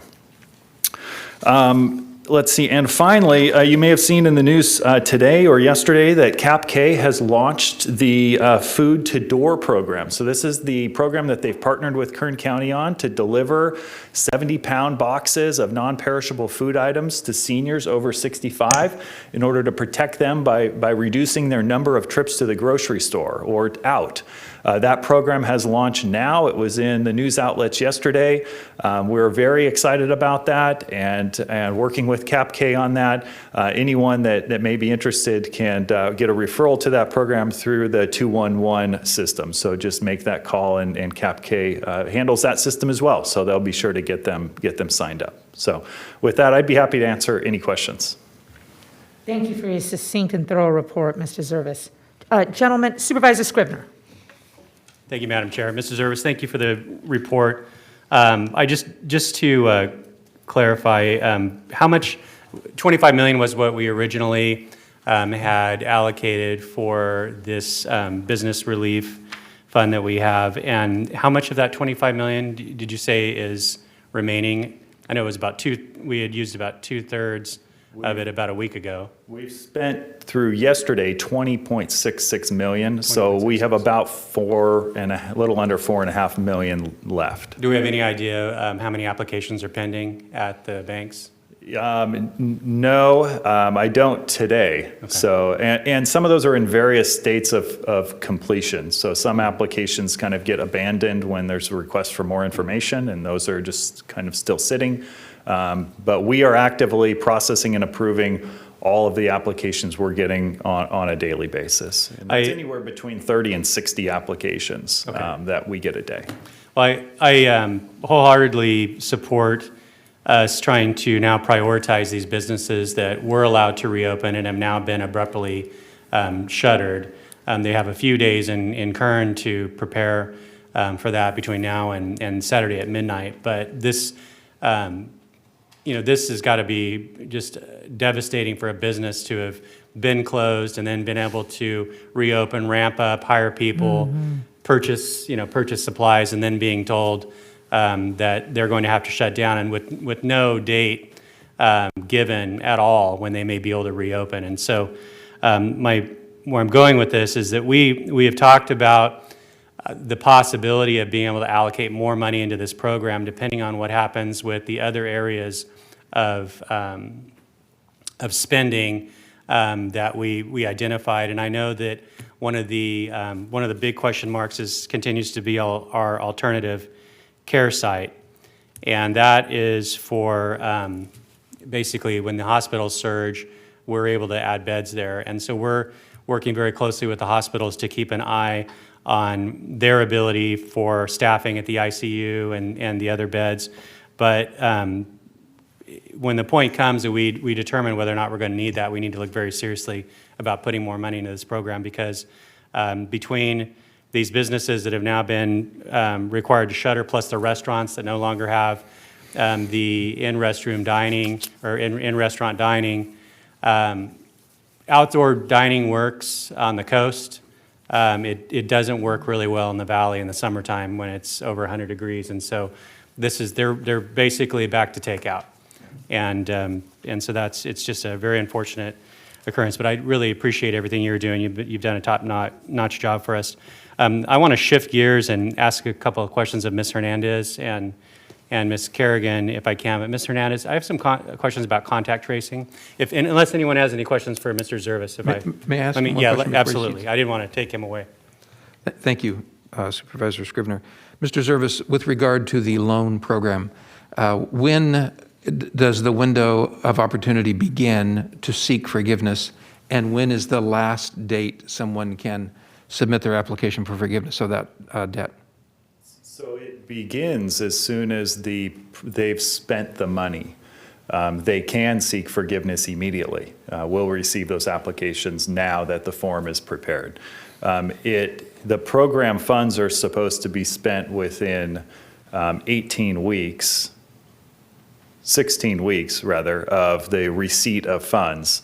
And then we provided another 2 weeks to report to us. So there's 18 weeks from the date of receipt of loan proceeds that they should be reporting back to us. That's the deadline. As we get to that date, we will be reaching out with anyone that we don't hear from. The county will be reaching out to try to prompt that reporting from the individual businesses. But I think that answers your question. It does, thank you. The loan forgiveness application is much more adequately explained in the format you have delivered it than does the program that's been given by the federal government. There's a great deal of ambiguity in the federal forgiveness application. And for example, your description here of how a sole proprietor without employees would document their the amount that is forgiven, that's just very helpful. So I want to congratulate you and thank you for that. There is some trepidation by those seeking forgiveness of these loans that if they submit their application and they haven't given you everything they need, their request will be denied, and then they'll owe the money. Is the process such that if they didn't give you adequate documentation, you'll tell them and they can give you more documentation? Is it an iterative process that allows for the forgiveness application to be supplemented if necessary before the final decision is made? Supervisor Maggard through the chair. Yes. So this is not a one-shot application that then a determination is solely based on. It opens that discussion. If there's anything we feel is missing or needs to be further explained, we will do everything we can to work with these businesses so that they have every opportunity to provide that. It really is our intent. Our goal is to forgive all of this funding and have it out there to support these businesses. We just need to make sure that it's spent in accordance with the program guidelines. And so we will be working with the businesses closely. And that's a challenge for some of the smaller businesses in particular in maybe understanding the supporting documentation requirements. So we will be working with them closely. Thank you. I too am interested in the possibility, re-emphasize possibility of putting more money into this fund. And if we do that, trying to tailor it in a way that effectively reaches people who have not been reached before, whether that be from the minority community, rural communities, or very small businesses, because it's about, by the time we're done, we will have served about 900 businesses, which is fantastic. But there are others that are a little bit out of the mainstream that might not be benefiting from that. But I want to caution us that as we move forward, the list of things upon which we can spend the CARES money is expanding like the universe. I mean, it is huge. And there are some of those expenses that could become very, very expensive for us, specifically regarding making sure that we have adequate staffing to make sure that our hospitals have ICU beds. So we can contend with that as we go forward, but we'll have to prioritize where we spend that money and how much there is available to spend. So thank you very much, Supervisor Scribner. I appreciate you letting me jump in. And Madam Chair, thank you for the opportunity. Thank you, Mr. Zervis. I did have one more. Supervisor Maggard, thank you. Supervisor Scribner. One more for you, Mr. Zervis. So for those folks that have received PPP loans, they were, we prioritized those that had not yet received those. And so have we opened this up yet to folks that have received PPP loans? I think you might have said that, but I think I missed it. Sure. So we have opened it up to only those recipients of PPP funds that fall within the industry categories that are currently being shut down again. So that would be restaurants, wineries and tasting rooms, movie theaters, family entertainment centers, zoos and museums, card rooms, bars, and nonprofit entities are also on that list. Thank you for that clarification, because I do get questions about that from time to time. Okay. Thank you. And Madam Chair, if I may just make one follow-up comment on Supervisor Maggard and Supervisor Scribner's request to look at additional funds for this program. We are analyzing all of our coronavirus relief fund expenditures. There are some needs that have come up that will require additional allocations or modifications to your initial utilization plan that was approved several months ago for those funds.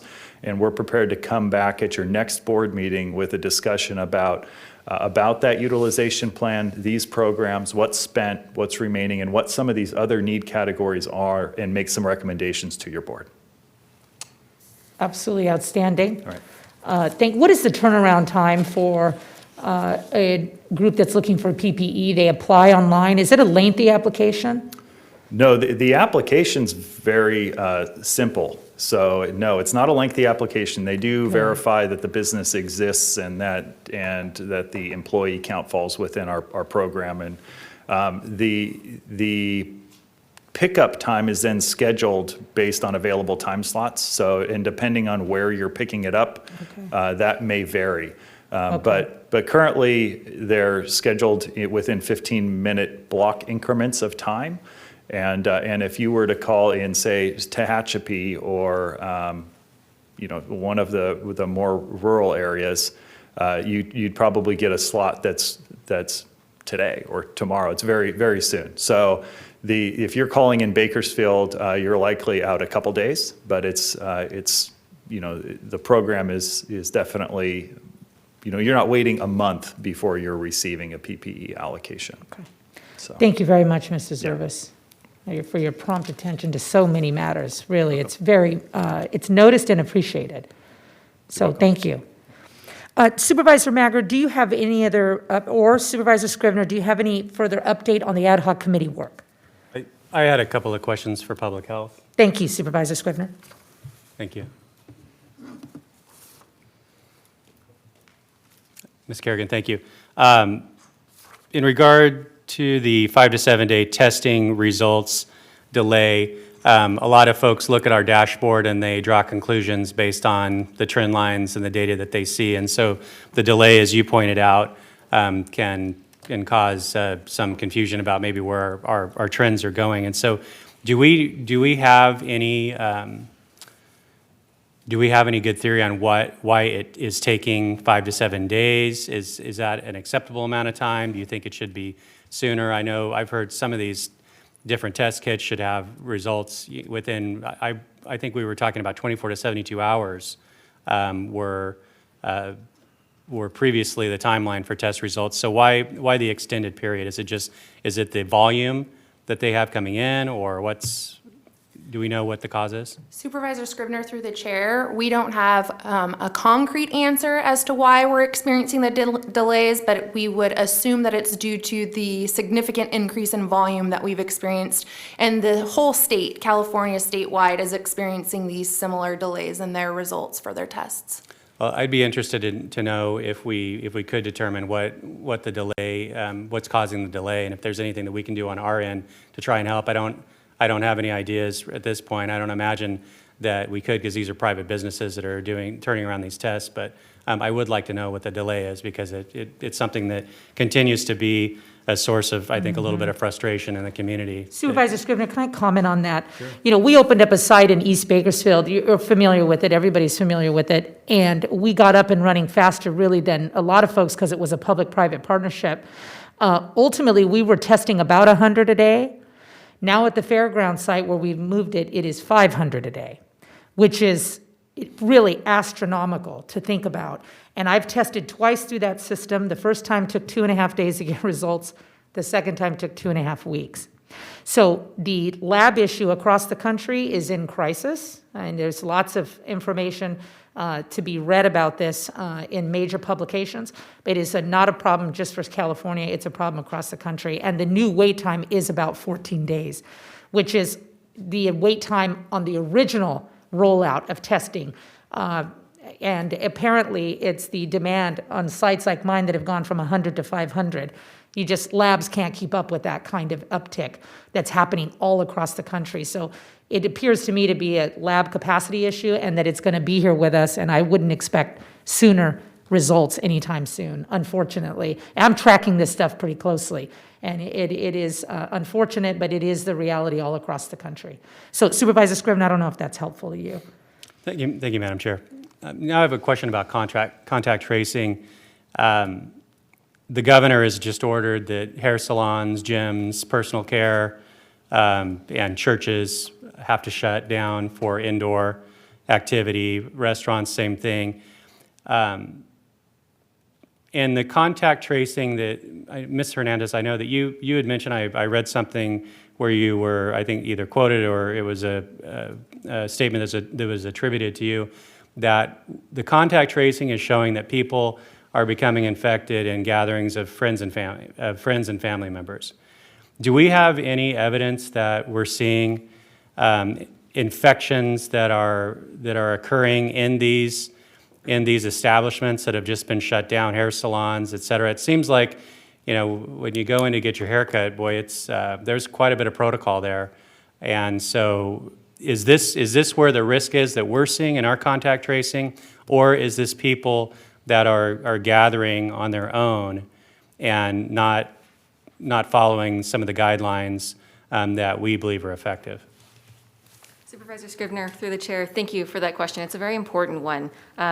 through much of our contact tracing, we find a number of cases that come out of the same household and also ones that come out of close contact with other friends and family in other households. We know this is a significant risk, and oftentimes what we tend to see when we speak with people is that when they go out in public, they wear their mask. But when they go and visit a friend at their friend's house and they spend the evening with them eating dinner, they're not masked and they're not 6 feet apart. And we want to encourage people to continue to follow the governor's guidance about not gathering and minimizing contact you have with people outside of your household.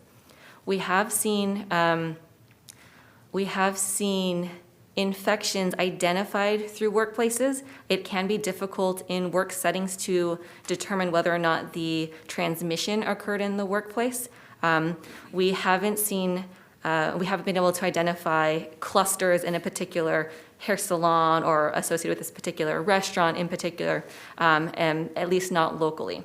There have been cases in the state and in the country that have been associated with other locations.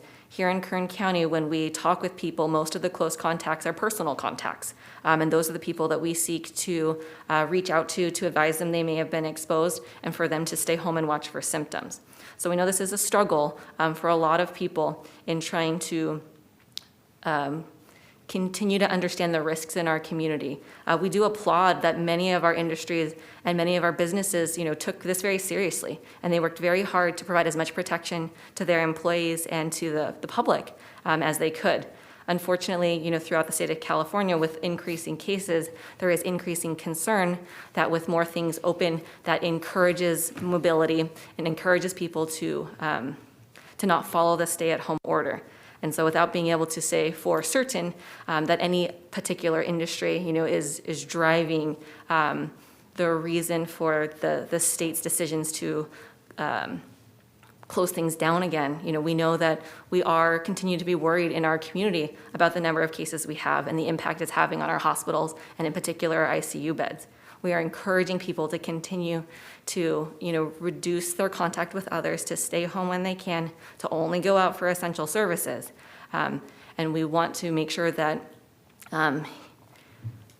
staying home means staying home, and that, visiting friends and family, if you don't have to do those things, we want to minimize that as much as possible because we do see a lot of transmission in people's personal lives. Thank you so much. Zach, I'd like to comment on that. I was speaking to my hair salon or my hairstylist just a couple of days ago and asking about how things are going and how they feel, and because we've been through this now for several months, and her experience has been a bit of a roller coaster too, very eager to get back to work. And of course, now that she's there, she describes her condition as being afraid and would like to shut down again because it is her perspective, along with other hair salon folks within her world, that a number of customers just will not wear the mask. They will not take it serious, and they feel like they're being exposed. Even though they're wearing their mask, she had a full face shield, and I saw all the people with full face shields. I mean, to me, they seem to be taking it very serious. So I was a little disheartened when she said that a number of them don't feel that they can say anything to their customers because it's so sensitive and political, which is crazy. But that they are literally afraid for their safety, and at this point just want to shut down and go home. And I'm sure that doesn't reflect everybody. I have only talked to one person, but it was compelling. I don't see any reason for her to not be honest with me. And we've walked through this process together as we've attempted to adjust to this new world. So I wanted you to know that because I think that's relevant, and people are being put in awkward positions because they don't want conflicts. And, Americans, for the most part, don't like to be told what to do. It's part of our makeup. So I appreciate the complexity of that, and I don't want to judge anyone or try to shame anyone because I don't think that works. But I think some people are being put in positions where they feel unsafe because there are customers who will not wear a mask. That is the truth, and I don't have any reason to doubt that. And that is further complicating this issue pretty remarkably. So I just wanted to add those thoughts, Supervisor Scribner. I don't know if you want to respond to that. No, Madam Chair, but I did want to thank our staff and also Supervisor Maggard. Yesterday, the governor's announcement made for a very busy frantic morning and afternoon for us, the governor's announcement. As we were having a little briefing call before that, we didn't anticipate seeing Kern County being listed as on the monitoring list, and lo and behold, there it is on the screen. And the local news outlets start reporting that Kern is on the monitoring list and everything has to shut down immediately. And so I appreciate the fact that they acknowledged their mistake, but it did cause quite a bit of confusion among our public, our businesses that are trying to figure out, do I have to shut down? What's going on? And then the governor's tweet, even though well-intentioned, I think just caused people to say, oh, we're not on the list, so we don't have to shut down. But the fact of the matter is that we were 2 days into a three-day period of not meeting certain metrics that is going to put us then on the monitoring list. And so that was something that we had to clean up here locally so we could get the best information out to our media outlets and to our community and our business community. So I appreciate everybody's effort to do that as quickly as we possibly could and try to get the right information out there. The misinformation that we are getting during this entire pandemic out of a lot of different directions, things that we go off of as fact, and it dictates our behavior, only to find out that that wasn't the best way to go about it, or it wasn't accurate. It's been extremely frustrating, and so we're all doing the best we can. Thank you. Well said, Supervisor Scribner. They were, again, deeply apologetic. Not that takes away the impact, but I think your comments are widely respected and accepted. So moving on, is there any more information on the COVID update before we move to item 28? Okay, thank you, gentlemen, for your hard work on that ad hoc. I really appreciate it. In particular, the emphasis on our seniors who must be utterly afraid and confused right now. So thank you, Mike. I do want to make a brief announcement. Kern County Sheriff's Office announced the passing of Deputy Martin Rodriguez last week. Deputy Rodriguez was hired as a deputy sheriff on January 17th, and his most recent assignment was to the Sheriff's Office Transportation Unit. On behalf of my colleagues, I would like to extend our deepest condolences and prayers to his family. And I would like to adjourn in his name today, Kern County Sheriff Deputy Martin Rodriguez. We're going to move on away from board member announcements or reports to item number 28, and I want to thank Supervisor Couch for asking this matter to be pulled. I really appreciate it. I find myself, again, astonished that this issue is before us, given a whole host of factors I will comment on briefly. But I want to thank personally Supervisor Couch for his leadership here. I know he has an intimate knowledge of these issues and will help shed some light on these matters. So Supervisor Couch, I'm going to I'll get to you after we hear from Teresa Hitchcock, who's going to provide a staff report as we move to try to resolve this issue. Teresa, it's nice to see you. You look healthy. Good morning. Welcome. Thank you. So good morning, Chairman Perez, members of the board. The item before you today are the funding recommendations made by the Workforce Development Board for subcontracted adult dislocated worker and combined programs and services under the Workforce Innovation and Opportunity Act for program year 2020-2021. The funding recommendations made by the Workforce Development Board, also known as the WDB, at its June 3rd, 2020 meeting are included in the board letter. And I'm going to assume that I don't need to go through all of the funding recommendations because I believe we only have one concern, which is the funding recommendations made about MAOF. If that's correct, then I'm just going to continue on that one item. Thanks.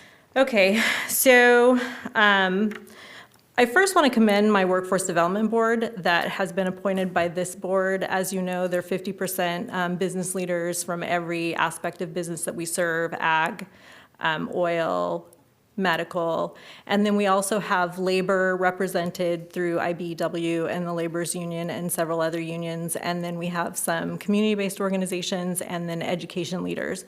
They're very active in making these funding recommendations. They actually review the RFPs and then make the funding recommendations to the full board, and then the full board votes on them. And then, of course, there's an appeal process for funding recommendations. Just to kind of give a background on how these funding recommendations are made. They're not made by staff, they're actually made by the Workforce Development Board.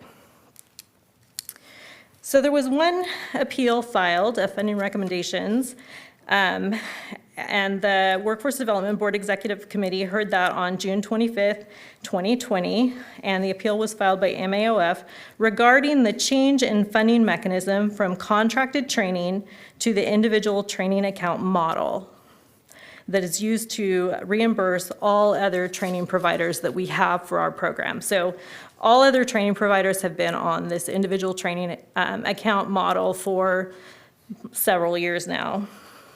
At this time, I'd like to provide a little background. During last year's RFP evaluation, RFP evaluators had concerns over continued low enrollments in the contracted training programs and requested that ETR include performance metrics for enrollments in contracted training programs. Performance metrics for enrollments were incorporated into the awards for contracted training. On July 23, 2019, your board approved the Workforce Innovation Opportunity Act funding recommendations for program year 2019-2020, which included performance metrics for the contracted training providers. Contracted training programs were informed that if they did not meet 80% of their contracted enrollments by March 1st, 2020, that the program would be converted to an ITA, which is the individual training account model. MAOF appealed the decision last year. Both the Workforce Development Board Executive Committee and your board affirmed the Workforce Development Board's recommendation to make continued contract training dependent on contracted training providers meeting 80% of their contracted enrollments as of March 1st, 2020. As of March 1st, neither Proteus nor MAOF met the performance metrics previously established and agreed to. As of March 1st, 2020, MAOF had 10 participants enrolled in their bookkeeping program, which was only 20% of the 50 planned enrollments. And 9 participants were enrolled in the clerical program, which is 18% of the 50 planned enrollments. Since each program under contracted training is funded at $250,000 annually, that is a per participant cost of $25,000 for the bookkeeping program and $27,777 for the clerical program. Therefore, during the RFR process this year, the Workforce Development Board recommended that ETR provide 6 months of transitional funding to both Proteus and MAOF programs and transition both training providers to the ITA funding model. Through the RFR process, MAOF requested $160,000 in 6-month transitional funding for both of their training programs. This amount was recommended to the Workforce Development Board and approved. That's part of the funding recommendations today. MAOF submitted an appeal, which was heard by the Workforce Development Board Executive Committee on June 25th, 2020. The Executive Committee confirmed the funding recommendations made by the full Workforce Development Board on June 3rd, 2020 that are included in the board letter.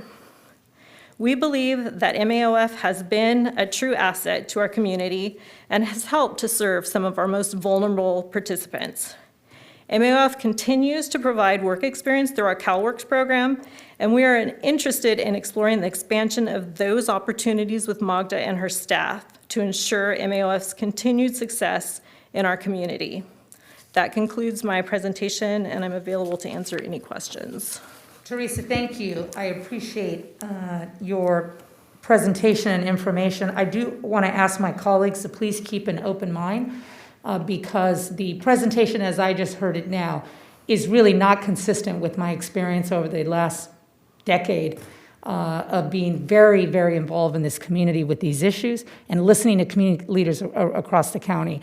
And it really is quite baffling to me, Teresa, to be honest, because I cannot make sense of what I see in the community and what I know to be true, and the consistent and perpetual issues with the bureaucratic nature of your organization. It really is frustrating on a level that I'm struggling to even comprehend today. So thank you for what you do. I have an excellent relationship with your department and the work you do. I'm going to ask my colleagues to please keep an open mind as we hear testimony from other folks who have some expertise on these matters, and I really appreciate you, Teresa. Thank you. Thank you. So if board members want to talk now, we can, or we can wait until until we receive some testimony from the public. Gentlemen? Okay, let's do that. Madam Chair, members of the board, we have 6 members of the public who would like to comment, and we're going to start with Magda Menendez from MAOF. Ms. Menendez, if you would unmute your phone by pressing *6, you are welcome to address the board.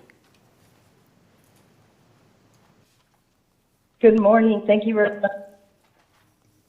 Again, my name is Magda Menendez, and I'm the Mexican American Opportunity Foundation. And I'm giving some. Magda, I'm sorry, but I'm having real difficulty understanding you. Right. Are you there? So, yes, I am muted. So, I don't know what I could do. Let me just try. Okay.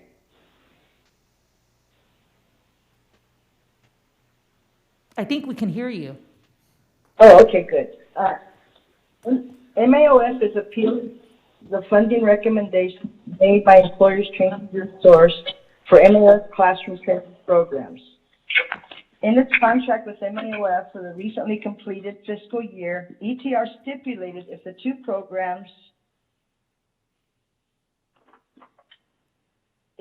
programs we have providing training in business service occupations did not have an enrollment of 40 persons in each program by March of 2020, the program would automatically convert to individual training account, or the ITA. Contracted training involves the purchase of a classroom in order to train multiple groups of people and is extremely cost efficient if enough students are enrolled. MAOF has provided contracted training programs in partnership with Kern County since the late 1970s. Until recently, MAOF's contracted training programs more often than not were over-enrolled and actually had waiting lists of participants wanting to get into the programs. WIOA regulations state, the needs of businesses and workers drive workforce solutions, and local boards are accountable to communities in which they are located. 4,000 year openings in business service occupations in Kern County clearly confirm the needs of business in these occupations. Our demographic clearly confirmed the need for the ability to train multiple groups of people. Now, by the way, that 4,000 year openings that I just mentioned is from EDD's labor market information. MAOF began to notice a decline in enrollments after ETR expanded to the ITA training model in 2014. We began asking ETR both publicly and privately why enrollments were declining. We got everything from we don't know to we do market it, to it's customer choice, to people were opting for jobs, the unemployment rates were going down. It was a mystery to us. How did the program go from decades of having waiting lists to declining enrollments? It was not until May of 2019 that ETR made the claim they were not responsible for filling classrooms of training providers. While this is true for ITA providers who are either private companies or large public institutions who have their own marketing departments, ETR should have recognized MAOF did not have the expertise, staff, or funding to do its own recruitment, and they could have informed MAOF early on when the decline in enrollments began that we were responsible for our own recruitment. This could have been and should have been dealt with years ago. Prior to expanding the ITA program, the great majority of training provided by ETR was under the contract training model. Under this model, ETR's marketing department was responsible for ensuring the training providers they had contracts with were fully enrolled to ensure cost effectiveness.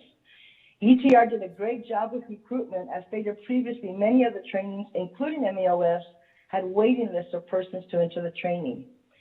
ETR, intentionally or unintentionally, was remiss in understanding the importance of continuing its responsibility to ensure full enrollment for full cost effectiveness in MAOF's contracted training program when they expanded to the ITA. In accordance with WIOA regulations, there is criteria by which contract training can be used instead of the ITAs, and it must be approved by the Workforce Development Board. The WDB in Kern County approved the use of contracted training due to the following. The Workforce Development Board determined there were insufficient number of eligible training providers in the high demand business service occupations. Also, MAF as a community-based organization has demonstrated effectiveness to serve persons with barriers to employment. This being the case, it is puzzling to understand why ETR would not protect the taxpayer's investment and ensure maximum cost effectiveness by ensuring full enrollment, something ETR is very capable of doing, but as far as we can tell, simply does not desire to do so. It takes more marketing than sharing our flyers when people go to ETR for orientations. MAOF is more than willing to assist to the best of our capabilities with outreach and will continue to do so. With our limited capacity, MAOF has made efforts to learn marketing and recruitment. At the beginning of this fiscal year, we became clients of the CSUB Small Business Development Center, who introduced us to a volunteer who was a local marketing consultant. While the consultant did provide guidance on improving our social media, it quickly became evident the lack of funding and staff would prohibit us from performing the activities we would need to attract the numbers we needed to increase enrollment. There's just so much you can get free. Our niche is successfully working with persons who have barriers to employment. Persons with multiple barriers to employment are often hard eggs to crack and would not function well in an ITA or an on-the-job training situation, as well as they would in contracted training. ETR can confirm ETR sends to MAOF clients that would not be accepted by other training providers. We do not simply train people how to use computers. We take a holistic approach and work with the entire person. The atmosphere on our campus is nurturing, caring, but realistic in teaching not only the skills, but the workplace behaviors employers demand. We have a strong soft skills component we call career enhancement. Something that we're very excited about that we're about to start is a new program called Work Boost. Participants enter workforce development programs to improve the quality of their lives. Many come burdened with low credit scores and little financial literacy. The Work Boost services complement the skills training by improving the participant's financial health. Not only is the participant learning the skills needed to improve their lives, but will also have an increased awareness of how to improve their financial stability. Participants will learn their personal credit score, how to improve it. They will learn the importance of saving, no matter the amount. Participants will develop their own financial plan, formerly known as a budget. Upon completion of the course, participants will have free access to a financial coach for up to 6 months.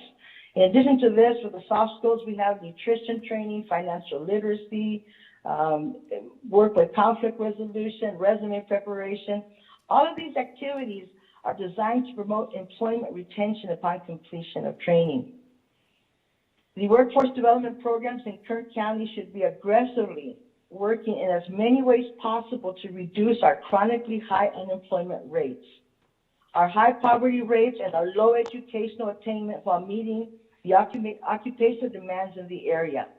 Kern County's poverty rates are among the highest in the state. We have the highest rates in the nation of disconnected youth and persons suffering from food insecurity. Today, you're not being asked to take a chance to support a new program. You are being asked to support 2 programs with over 4 decades of proven, demonstrated effectiveness in working with persons facing multiple barriers to employment.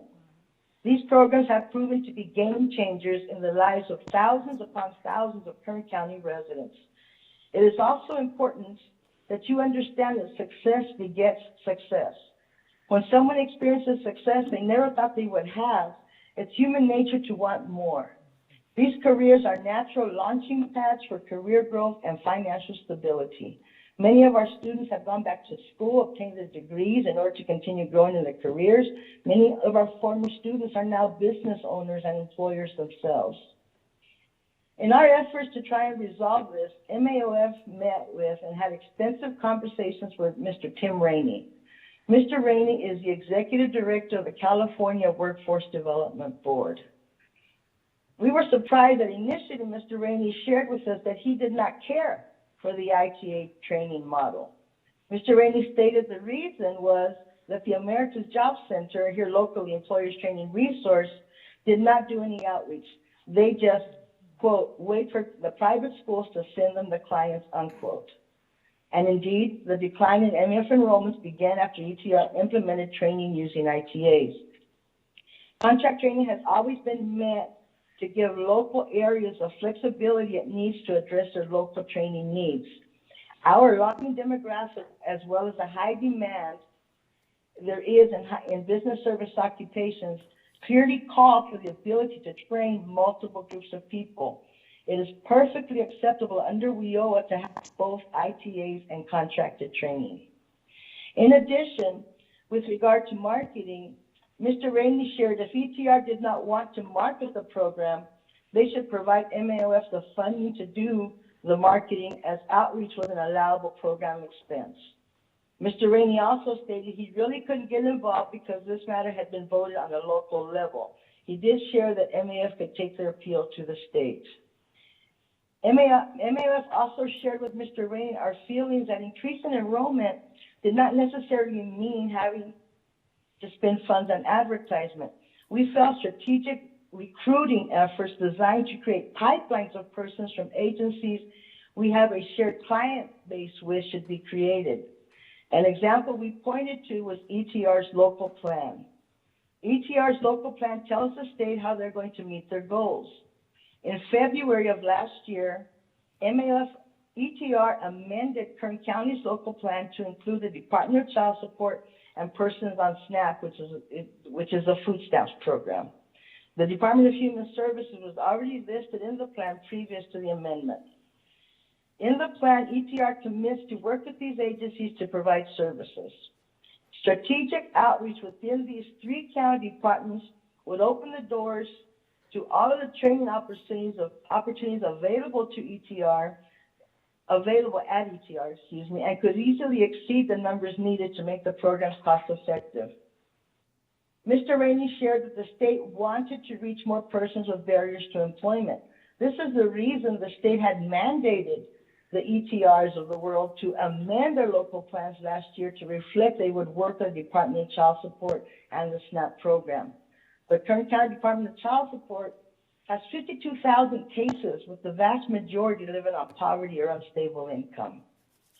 Under ETR's proposal, we know that we would not under ETR's current proposal, we know we would not receive the referrals and funding needed to remain solvent and continue to be the accredited training institution that we are, and we would be forced to close.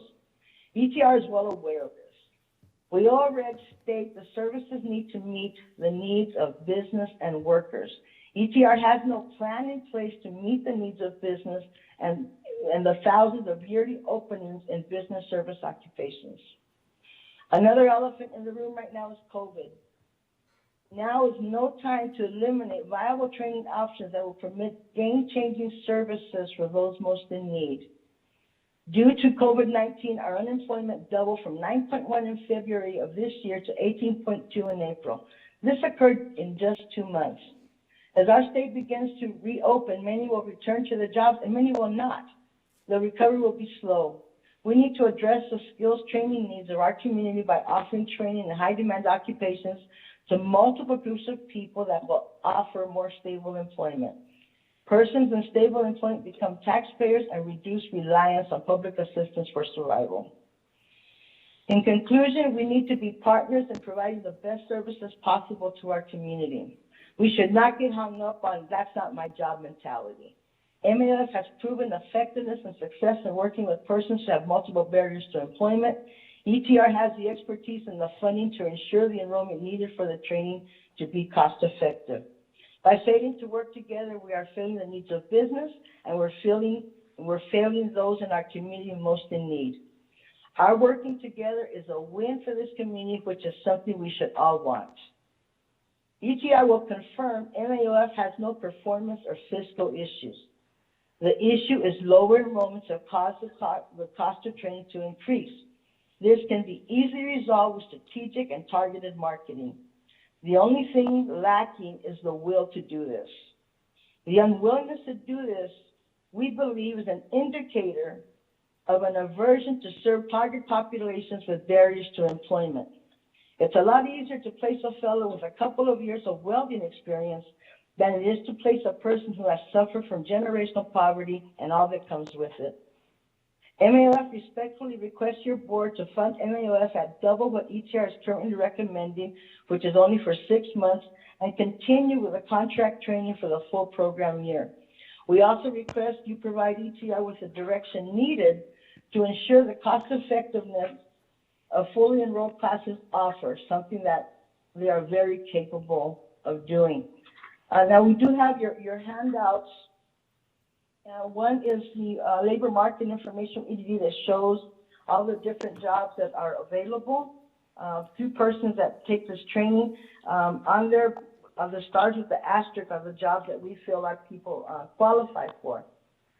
We're also provided you with a copy of the regulations that tell you about contract training and the circumstances under which they're used, and also the priority populations under WIOA. I mean, displaced homemakers, low-income individuals, people with disabilities, older individuals, ex-offenders, homeless individuals, English learners, individuals with low levels of literacy, individuals facing substantial cultural barriers, long-term unemployed.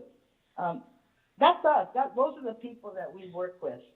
And we've also provided you with a copy of the amendment to the local plans they did, showing where they would be working in addition with the Department of Human Services, with the Department of Child Support, and the SNAP program. If you have any questions, I'd be happy to answer them. Thank you. Thank you very much for your presentation. I understand we have some public comment that we are prepared to receive. Ms. Krause. We received 7 letters. Your board has copies of all those. You received them electronically and in hard copy form. We do have some more callers on the line. At this time, I would like Dr. Thomas Martinez to unmute your phone by pressing *6, and please address the board. If you could keep your comments to 2 minutes, that would be appreciated. Okay, thank you. Can you hear me? You're a little muffled, Doctor. Okay, just a second. Okay, is this better? Much better, thank you.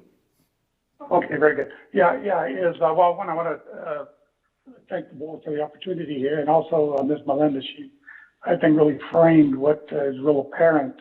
The real concern is that apparently it would look like a real bureaucratic gimmick to really defund these local efforts of, one, it makes no sense from a standpoint of workforce investment act goals and responsibilities of the county. And it doesn't make any sense from the standpoint of public management and public policy programs. Just real quickly, move into an individual training account model of unit cost model doesn't make any sense for a nonprofit employment training program. It doesn't make sense for any kind of educational program. As CSUB could never operate on an individual cost mechanism. It wouldn't work. There's issues of cost. It doesn't matter if you have 30 people in the room or 20. You still have to have an instructor. You have to pay the rent. You've got to pay the lights. Everything still has to happen. So it really appears to be a bureaucratic gimmick to hurt what has really been for over 40 years one of the most effective and one of the most respected nonprofit programs in Kern County. Even more broadly, as you know, the previous director, the original founding director, Martin Castro, was so well respected in terms of what had happened here in Kern County. They moved him to run actually the national MAOF program. So, Kern County has a long history with MAOF of providing effective and responsible services. is I want to just briefly give you a context of my comment, and most of you, or some of you, know me as a longtime Cal State University faculty. I'm the second most senior faculty member in Cal State's School of Business and Public Administration. But many of you don't know that I actually began my career just before my higher ed career. I spent 5 years in the employment and training field. I spent half of that as essentially working for the counterpart of ETR for Santa Clara County. For Santa Clara County, I was a labor market analyst and planner and evaluator of employment and training programs. I moved to Kern County and continued that work here in employment and training, running skill training center. Oddly enough, is in my 20s, John Nyland, who you all know very well, we together began working in the employment and training field here in Kern County, him doing job development and my running skill training centers in vocational areas. So, my background in the employment training field, came before I diverted off to higher ed. Anyway, so I would just want to say this thought that somehow or another the need for basic business skills is diminished. That clearly makes no sense in Kern County and in this service area. Clearly, I have never heard any employers, because of the reducing, declining unemployment rates, to now be saying, oh, we don't care about skills training and preparation, just send us warm bodies. I've never heard that before. And if ETR is thinking that they now rather apply their focus to job placement and referral, well then one, what distinguishes them from EDD? And the other, that is their obligation, and the county's obligation to really reach out to those who are the most vulnerable and the greatest in need, and to match that up with the needs of local employers. And as I say, basic business skills and related skills are really the foundation of what businesses are looking for. As I heard mention that ETR has said they've had difficulty recruiting and referring clients. Well, that doesn't make any sense. Clearly, the need has not declined.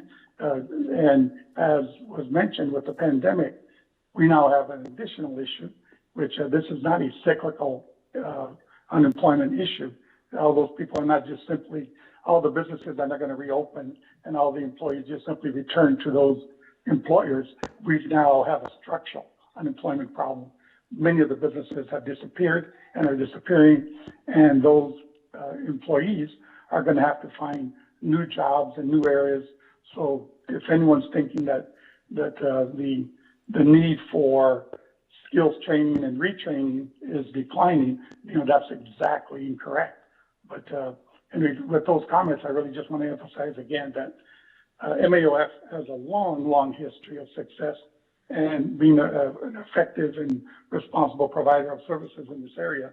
So it really does seem to me that there's some bureaucratic gimmick going on here that's attacking and really diminishing the responsibility of the county and ETR to identify people in need and make sure they get the kind of skills and trainings that are really going to turn those individuals into responsible taxpayers and build their careers and help local employers. Thank you very much, Doctor. Appreciate your input and expertise. Kathy? Yes, Madam. Thank you. Madam Chair, members of the board, we're now going to hear from Michael Dyer. He's legislative aide from the Office of Assembly Member Rudy Salas. Mr. Dyer, if you would unmute your phone by pressing *6, please feel free to address the board.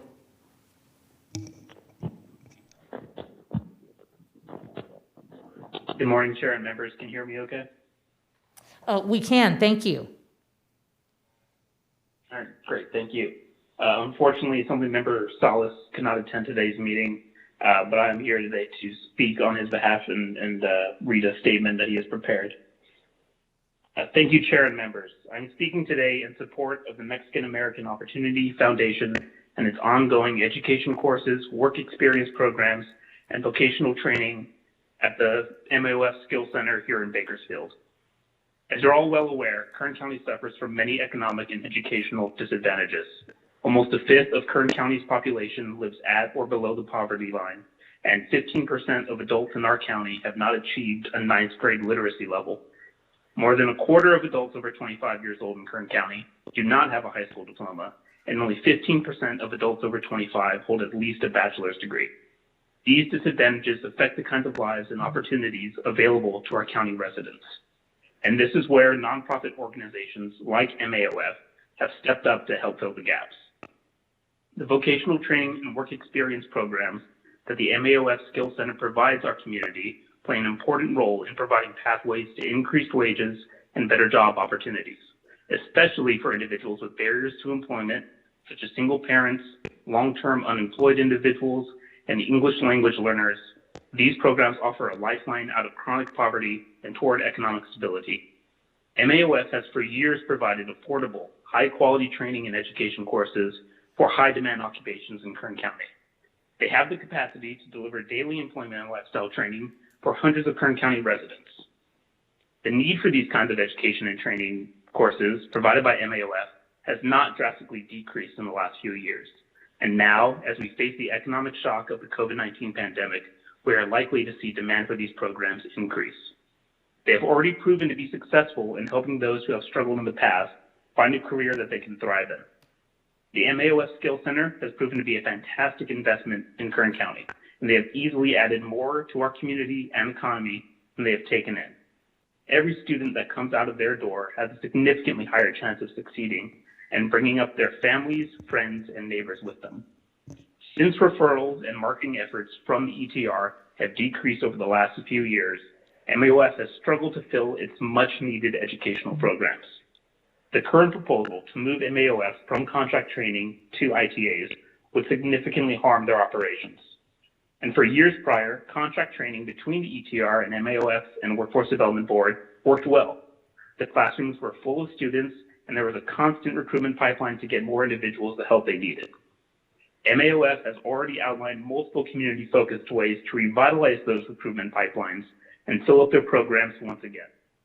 We have a duty to ensure that there is ample opportunity for those in our communities to rise up and achieve the goal of full-time, high-wage employment.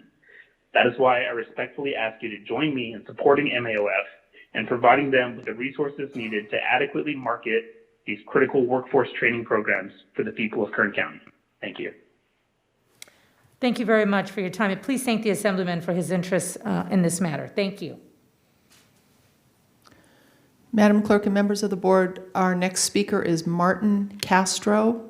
Mr. Castro, if you would unmute your mic by pressing *6, feel free to address the board.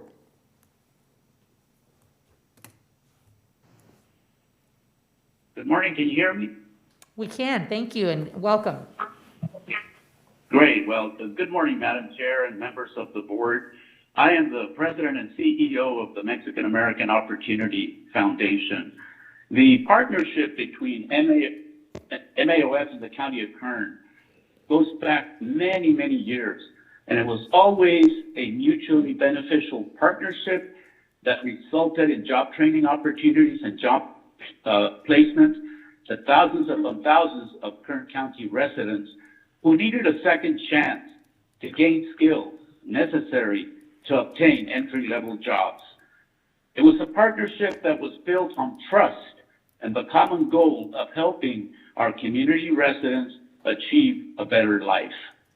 I worked at our Bakersfield office for 9 years, and I recall the passion that was always exhibited by MAOF and ETR staff and working together and in harmony to serve our community. The recommendation of the Workforce Development Board to provide funding to the 2 remaining classroom training programs through December 31st, 2020, would essentially end these 2 programs that have benefited our community for many, many years. I encourage you, members of the Board of Supervisors, to save this partnership and provide the necessary funds to assure these programs continue through June 30th of 2021 and beyond. Thank you. Thank you for your time and your service, sir. Appreciate it. Kathy? We also had Pete Parra, former District 5 supervisor, signed up to speak. I'm not sure if he is on the line. I don't have all these numbers identified. So, Mr. Parra, if you are on the line, if you would unmute your phone by pressing *6, we would enjoy hearing your comments.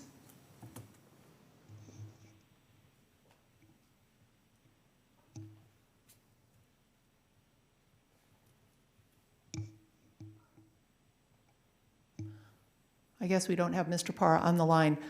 Ms. Menendez, could you confirm whether Mr. Parra was intending to speak or not? Could you unmute your mic by pressing *6? I will go and check right now. Okay. Do we have anyone else waiting to speak? Kathy? We have no others waiting to speak. Okay. So while we give it a minute to see if Mr. Parra, Supervisor Parra, former Supervisor Parra would like to give some input, I am going to ask my colleagues if this punch-in is for now or previous. Supervisor Scrivener, was that from previous? Yes, ma'am. Okay, and same with you, Supervisor Maggard? Excellent, thank you. Okay, that clears the queue. I'm told that Mr. Parra is on the line. Wonderful. Mr. Parra, can you hear us? I can hear you, Madam Chair and members of the board. Hi, Pete. First of all, can you hear me? I can hear you, thank you. Okay. I also want to acknowledge the work of Employers Training Resource. For background information, this year is the 46th year of ETRs coming to Kern County. 46 years of working for this community to make it a better community for all. As part of a background, we, ETR, and when I say we, because I worked for ETR for 25 years of my career. I have spent 37 years working for the wonderful county of Kern, and we have done some great things, both at ETR and also a colleague and a member of the Board of Supervisors. I want to provide a little context of what's happening between ITAs and contracting agreements. Over the years, the legislation of employment and training has changed quite drastically. Back in 1973, under then President Nixon, the programs were consolidated under local level and local elected officials, such as Kern County. It meant that these former programs that were scattered and delivered by different agencies were brought together under a system where the local boards had authority to run an effective program and a coordinated program. Actually, it goes back to, if you would believe this, to the war on poverty in the 1960s that it will date me that I had an opportunity to work with and under the war on poverty.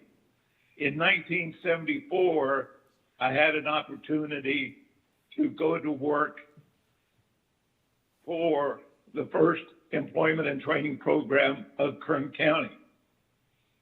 The focus then with the legislation was always working with those most in need, disadvantaged individuals, those people that are actually not even counted in the unemployment rate. You heard Magda speak about an 18% unemployment rate for Kern County. Many of the people that she serves are not even counted in the unemployment rate because they are what we call discouraged workers, not in the labor field, not in the labor rate, because of these various barriers that have discouraged them in many ways, because of lack of literacy, the backgrounds, homelessness, youth, and various other barriers. MAOF has always had the tradition of reaching out to those people most in need. Over the years, the legislation, because it is federally funded, has changed. The administrations over the years have changed, and the focus has changed over the last 46 years. As you recall, some of you were on the board, probably most of you weren't. Maybe some of you weren't even born then. But some of our emphasis changed when back in the 80s, we were working quite closely with the oil industry because of the slump in the oil industry, and we established back-to-work centers for displaced workers. We spent a lot of effort working on that. What has happened, but it always, all of the legislation, regardless of its changes, always had a role for local elected officials, board of supervisors, to also have programs for those most in need and most vulnerable. And MAOF was one prime agency that delivered their services to those people, our people, the people of this community. With this new legislation currently in place, that the change was for ITAs, individual training contracts. And it was a way where individual employers or proprietary schools would send people to ETR to be certified and then send back to them to be enrolled into an ITA. It was an automatic contract and an automatic payment made. They had already made the selection. So from the standpoint of referral, it was quite easy and to the best advantage of ETR to do that. But who is responsible for enrollment and referral?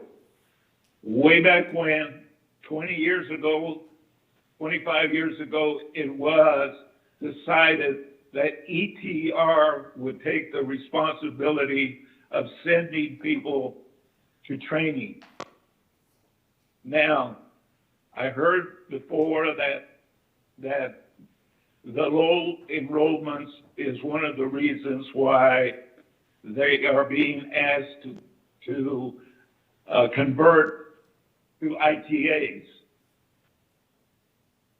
The responsibility for sending people to contract training still remains at ETR. So there's an inconsistency here. Why are we holding MAOF hostage if it's a responsibility of ETR to send people to those programs?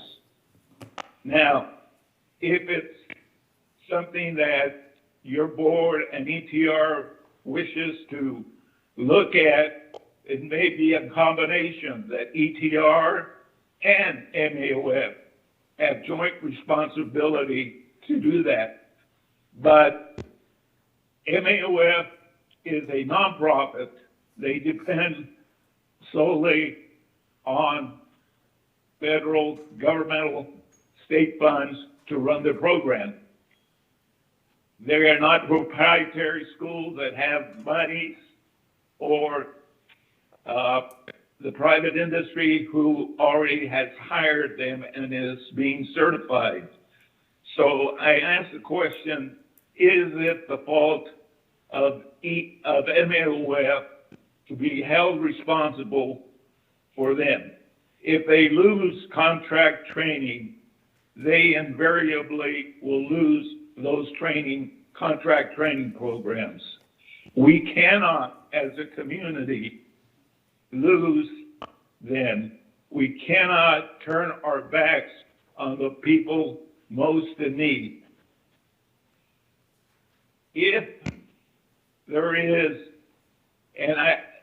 with the virus, there's going to be a tremendous need because of many plant closures, office closures, industry closures, a greater need for agencies like MAOF to be able to put people back to work where some of these private sector businesses have closed down, bankruptcies, and cannot stay in existence.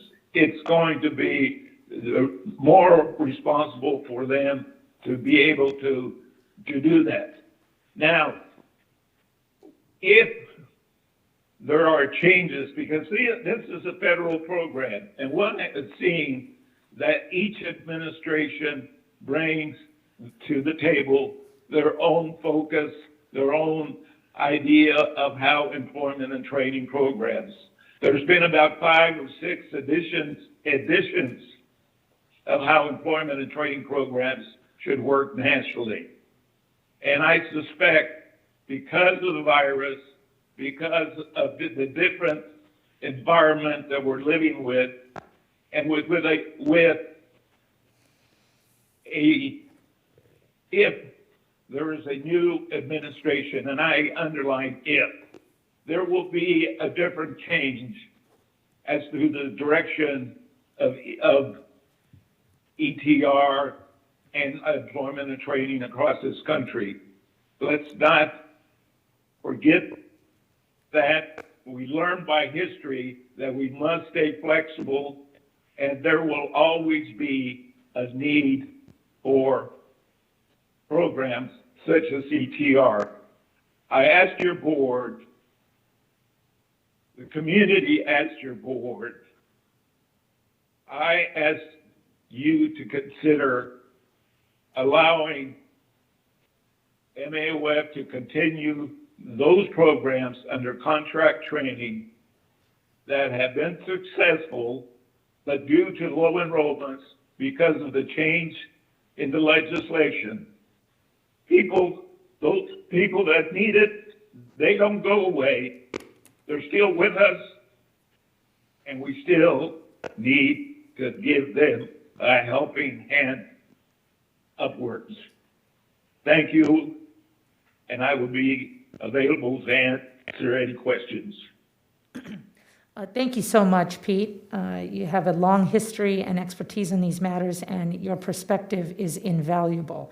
So thank you very much, and I appreciate you remaining around if there's any question or conversation for you that would be illuminating for this board. Thank you again for your time. By the way, Madam Chair, I'm not a consultant, I'm not a lobbyist, I'm not being paid by anyone. I appreciate that Make clarification. this presentation. This is from me and the community. Thank you, Pete. I assumed that, but I think that's a nice clarification for the public. And I know how near and dear this issue is to you and your years of expertise on it. So really, thank you so much. It's nice to hear from you. I hope you are safe. So thank you. Kathy? Thank goodness everybody's safe, and I hope all your families are as well. And I want to thank your board, because you folks are dealing with a lot of serious issues, and thank goodness that you stand there and work through these issues for the betterment of this community, and I salute you. Oh, gracious. Thank you so much. I really appreciate that. It is definitely a privilege to be here. So thank you. Kathy, do we have any other public comment? We do not. Okay, so that brings us to the public hearing portion of this issue. I'm going to close the public hearing and return to the dais so that my colleagues can ask questions or provide input as they see appropriate. I see Supervisor Couch has checked in. Thank you, Supervisor. The floor is yours. Thank you. I'm going to take just a moment to Are tell you on? Is your mic on? Says it's on. Okay, thanks. Sorry, how's that? Better? Okay. I'm going to take just a moment to tell you a story, and I won't take very long. I attended a wedding once, and one of the women that was seated at the table that I was seated at asked me if my dad was named Ray Couch. And I said, yeah, he's now deceased, but that was his name. And she said, your dad changed my life. It chokes me up to this day. But he taught in his latter years, sort of semi-retired at MAOF. And he's indicative of the type of folks that are there and the work that they do. And so, MAOF, by the way, stands for Mexican American Opportunity Foundation, and you do not have to be Mexican American to attend, to work there. What's that? I appreciate you. It's just a place that I think does. I think Magda said it well. They work with she calls them hard eggs to crack, and they do a really good job. And I am interested in us being as supportive as we can of that agency. And we could have kind of an ugly conversation this morning that I am willing to have if we want to have it. But I want to make a suggestion, and I would recommend to the board a continuance on this item. I would ask MAOF and ETR, and I suppose, Teresa, that's you, to get together and see if you can come up with a longer-term resolution to this that would provide them the funding that they're looking for. I don't know how you would do that exactly. I don't want to make a decision on that today. I don't think we have to. And I'd like you to come back to us in 2 weeks or 4 weeks. I know we have another meeting in 2 weeks.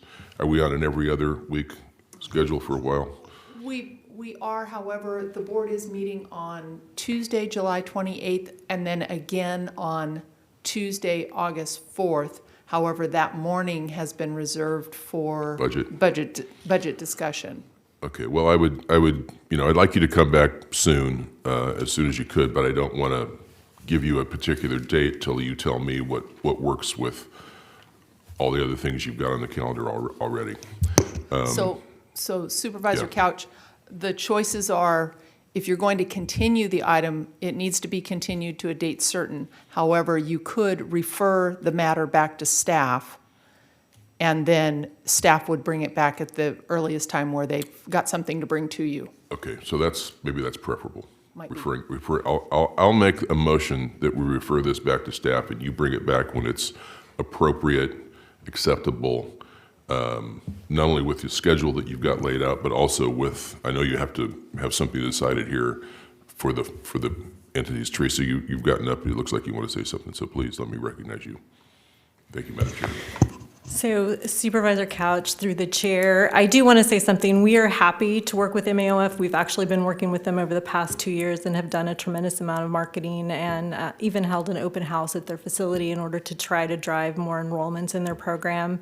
As former Supervisor Parra indicated, the change in legislation has created some differences in how we operate. We were doing contracted training, of course, 40 years ago, and Supervisor Parra was instrumental in getting the agency up and running under that model. The current model is the ITA model, and we are not allowed to steer people into a particular program. So while we do recruit, and we have increased our enrollments in training by almost double in the last 10 years, at a time when MAOF's enrollments have declined.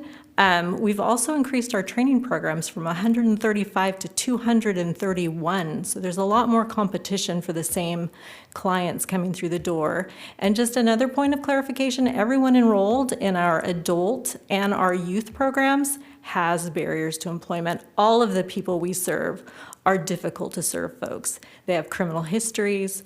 They don't have high school diplomas. They have English language barriers. They have they're single moms. They all have barriers. That's the population that we serve. As far as I know, MAOF doesn't serve anyone that's not our current enrolled client. So just those clarifications. If you, as a board today, could vote to fund the other funding recommendations made by the Workforce Development Board and refer the MAOF funding back to staff. I do have another idea for MAOF as far as getting them some funding so that they can remain a viable organization, but I do need to talk to Magda about their willingness to participate in that. So that would be my request. Madam Chair, can I ask a question about that? Please do, If we vote to fund everyone else, does that leave only the amount remaining for MAOF? No, because of COVID, we do have some funding in our budget that we have not been able to expend because of having reduced activities. I do expect in July that we're going to ramp up pretty heavy once the federal funding for unemployment ends. I think we'll have a lot of people coming through our door. We do need to have these programs in place so that we can meet that demand. And so I do have some flexibility with what I can do with funding.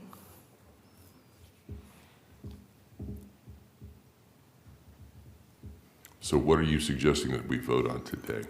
So I am voting that the board vote to accept the Workforce Development Board recommendations for funding for all programs except for the MAOF contract training programs, and that the board direct staff to go back and work with MAOF on other approaches to try to make them financially viable.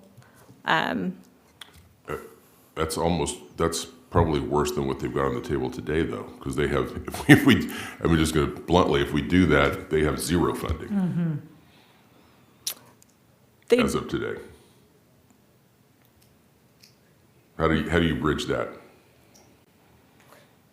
Supervisor Couch, through the chair, if I may, and let me know, because I'm speaking a little out of school here, Ms. Hitchcock, but if your board approves the item today with the addition of your directive to ETR, our office, to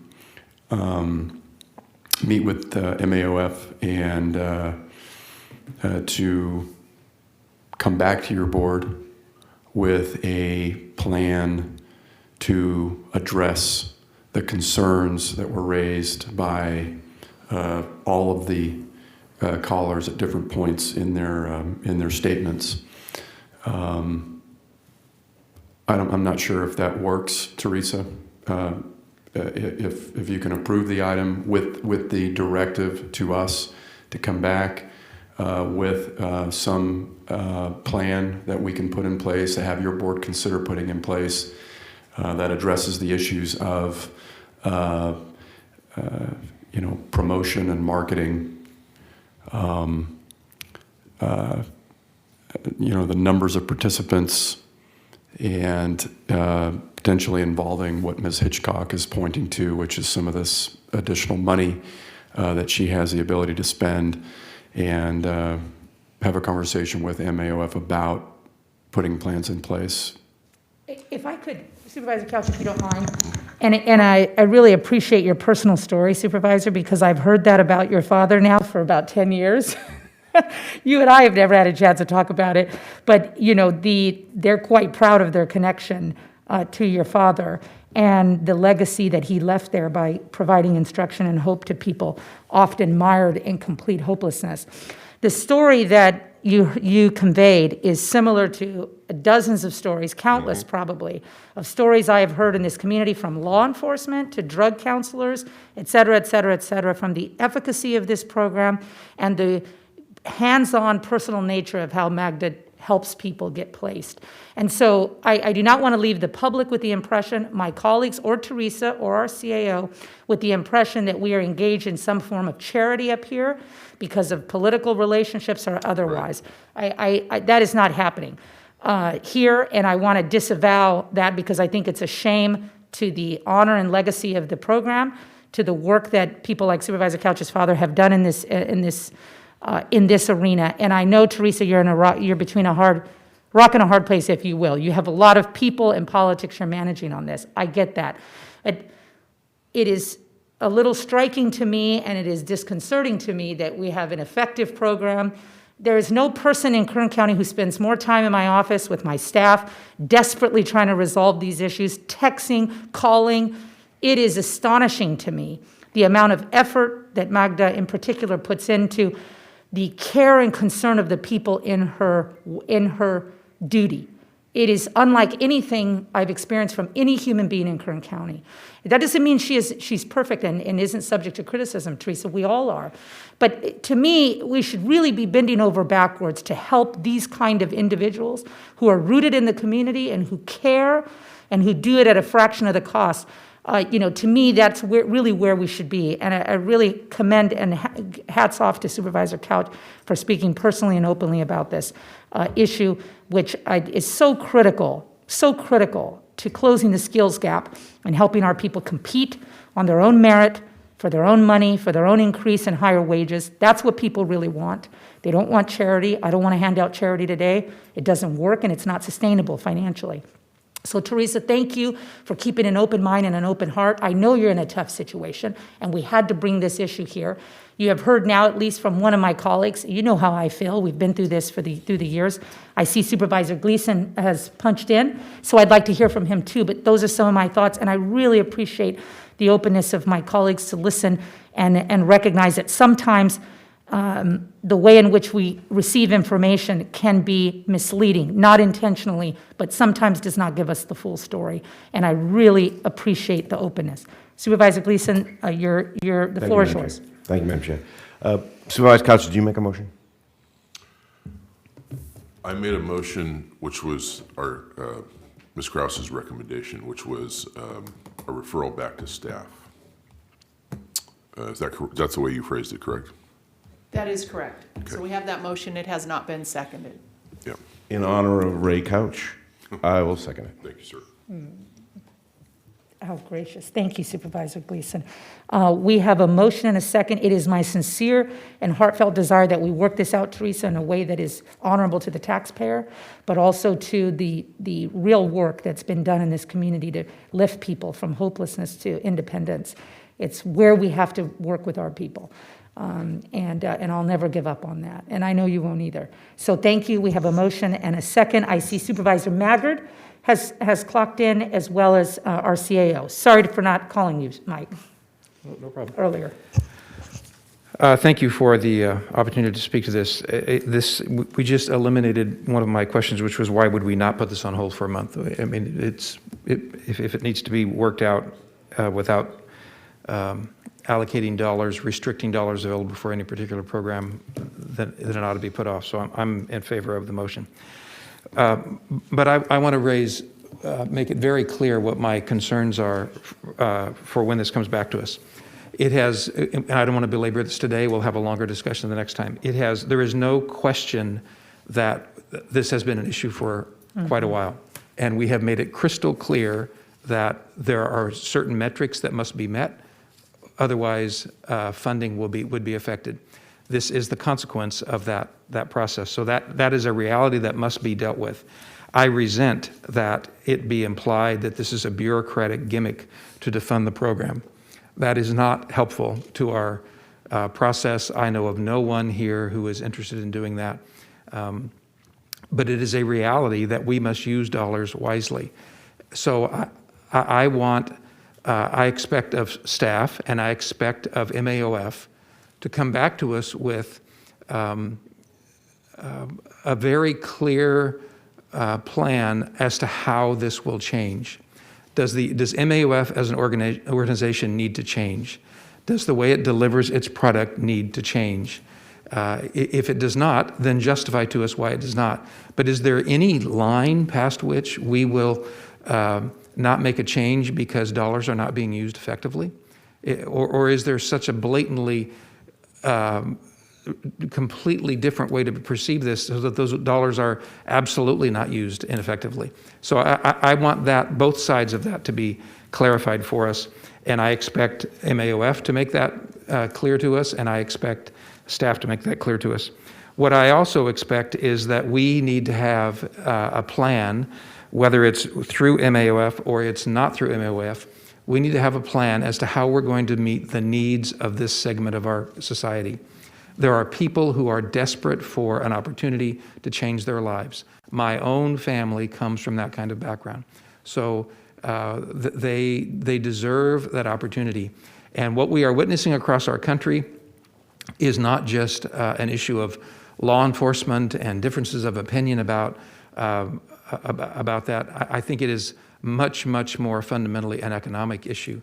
So and you will hear from me in the months that follow some other ideas I have about how to make sure that we are changing the lives and opportunities for those that are incapable at this point, or at least have adopted the view that they are incapable of changing their future. So I hope that's clear. I expect to hear very specific ideas, including I'm not closed to the idea that MAOF has to change. If that's the case, I've had a specific conversation with Ms. Menendez about that, and I don't see any apparent willingness to change. So I'm charging her with that, and I'm charging our staff with that as well, so we can have a pointed discussion when it comes back. So I will be happy to speak in favor of the motion, or to vote in favor of the motion. Supervisor Maggard, very well stated. Thank you. I see Supervisor Gleason again. One more. Thank you very much. Appreciate it. I got to be honest, I was loaded for bear. I was just telling Supervisor Couch that I was loaded for bear on this one. I'm not sure of how this all plays out. It's nothing, as mostly centered on mathematics. Mm-hmm. You have $1.4 million to spend. What is the most equitable and fairest way for us to spend those dollars to help as many people as we possibly can? And if one group is not performing, then shifting from to a performance-based contract, to me, makes sense. We'd get more bang for the buck, and we'd motivate people to work harder, to shift paradigms, and to do stuff. So I'm looking for an understanding of why not going to a performance-based contract would be more beneficial than going to a performance-based contract. This is when you come back. I didn't understand all the math on COVID. I think COVID is going to help because of the fallback of our business community. The resurgence back into the program would benefit a performance-based contract rather than not. And so I'm curious about that. I'd be understanding if we voted on this, we'd be essentially telling the WDB that their decision was wrong. So I'd want to know, before I were to do that, their recommendation was wrong. The Workforce Development Board, I mean, who are they? Why did they vote the way they did? And how, I'd be interested in, I think they know more about this than I do. And so I'd be very interested in why I'm overturning their decision. I don't like that idea. So I need to know more about the Workforce Development Board.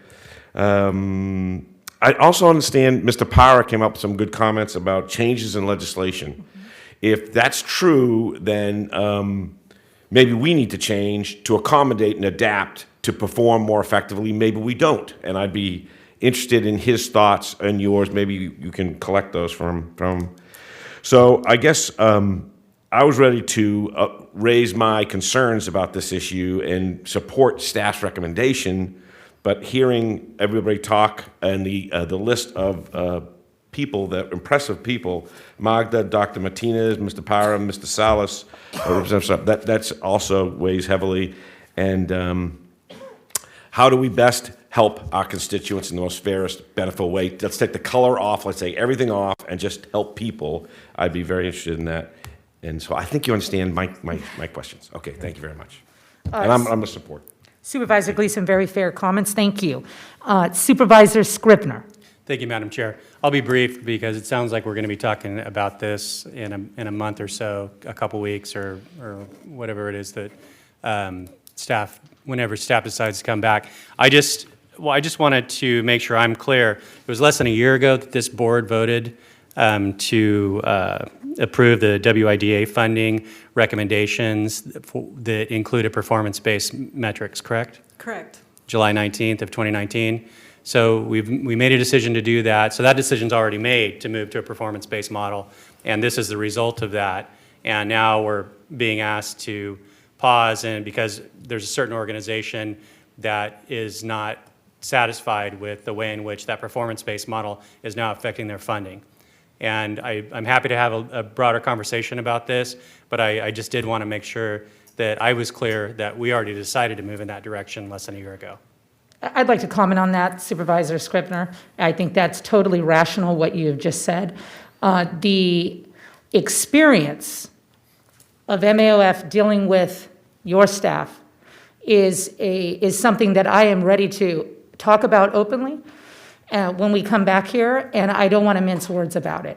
It is not a flattering picture, and I think it would help my colleagues understand what's really going on when it comes to the details of how the will of this body is carried out vis-a-vis Supervisor Scribner's concerns. I just want to be straight with that. And we have a CAO comment? Yes, Madam Chair. I just want to make sure we have the most accurate understanding of the motion. We don't. I'm just asking for some clarity. Okay, thank you so much. Supervisor Couch, do you want to clarify? It was a referral back to staff and essentially to come back with a plan, several facets that could come with additional funding for MAOF or, and I've forgotten what else you mentioned, Mr. Alsop, that you mentioned could be part of that plan. Chairwoman Perez, Supervisor Couch, I did too. I've forgotten. So I just want to make sure. So the item before you, item 28, are you asking for us to bring back you're making a referral for us to bring back item 28 at a later date for your consideration with all of the efforts put into that you're asking for? Yes, okay. And I don't know the process. I don't know how the Workforce Development Board plays into that. I'm flying a little blind on that one. So if they need to be involved in that, I welcome that. But I'm not trying to discount their efforts at all. Sure. Supervisor Couch, thank you. Thank you.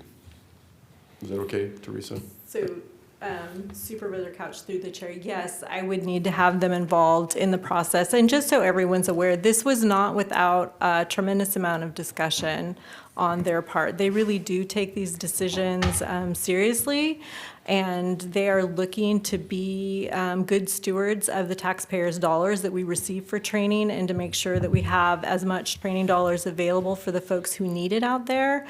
So this was not just a rubber stamped or this is a decision we're making. This was a very painful, long discussion at 2 different meetings with that board. So I will definitely take it back, and we'll work through it. I have some ideas for MAOF, and hopefully we can resolve this. That's the hope. This is not part of the motion, but I would like to have, I don't want to belabor it here, but I'd like to have a further discussion with you about the legislation and impacts of that before we come back. Okay. Thank you. Teresa, thank you so much. I appreciate all your time and effort on this matter, and really a special heartfelt thank you to Supervisor Couch for really seeking to partner with MAOF in resolving this very important issue. So hats off to you, David. I think that brings us to the end, or do we need to vote? We have a motion and a second. Please cast your votes. The motion is approved. All ayes. Thank you so much again, Supervisor and Mick. Moving along, we're going to adjourn to our closed session. We will be back at 2 p.m., and I want to remind the community that we are adjourning today in memory and honor and deep felt love and respect and appreciation to Sheriff Deputy Rodriguez. May he rest in peace. God bless his family. Thank you, Supervisor Couch, for the motion to adjourn, and we'll be back at 2.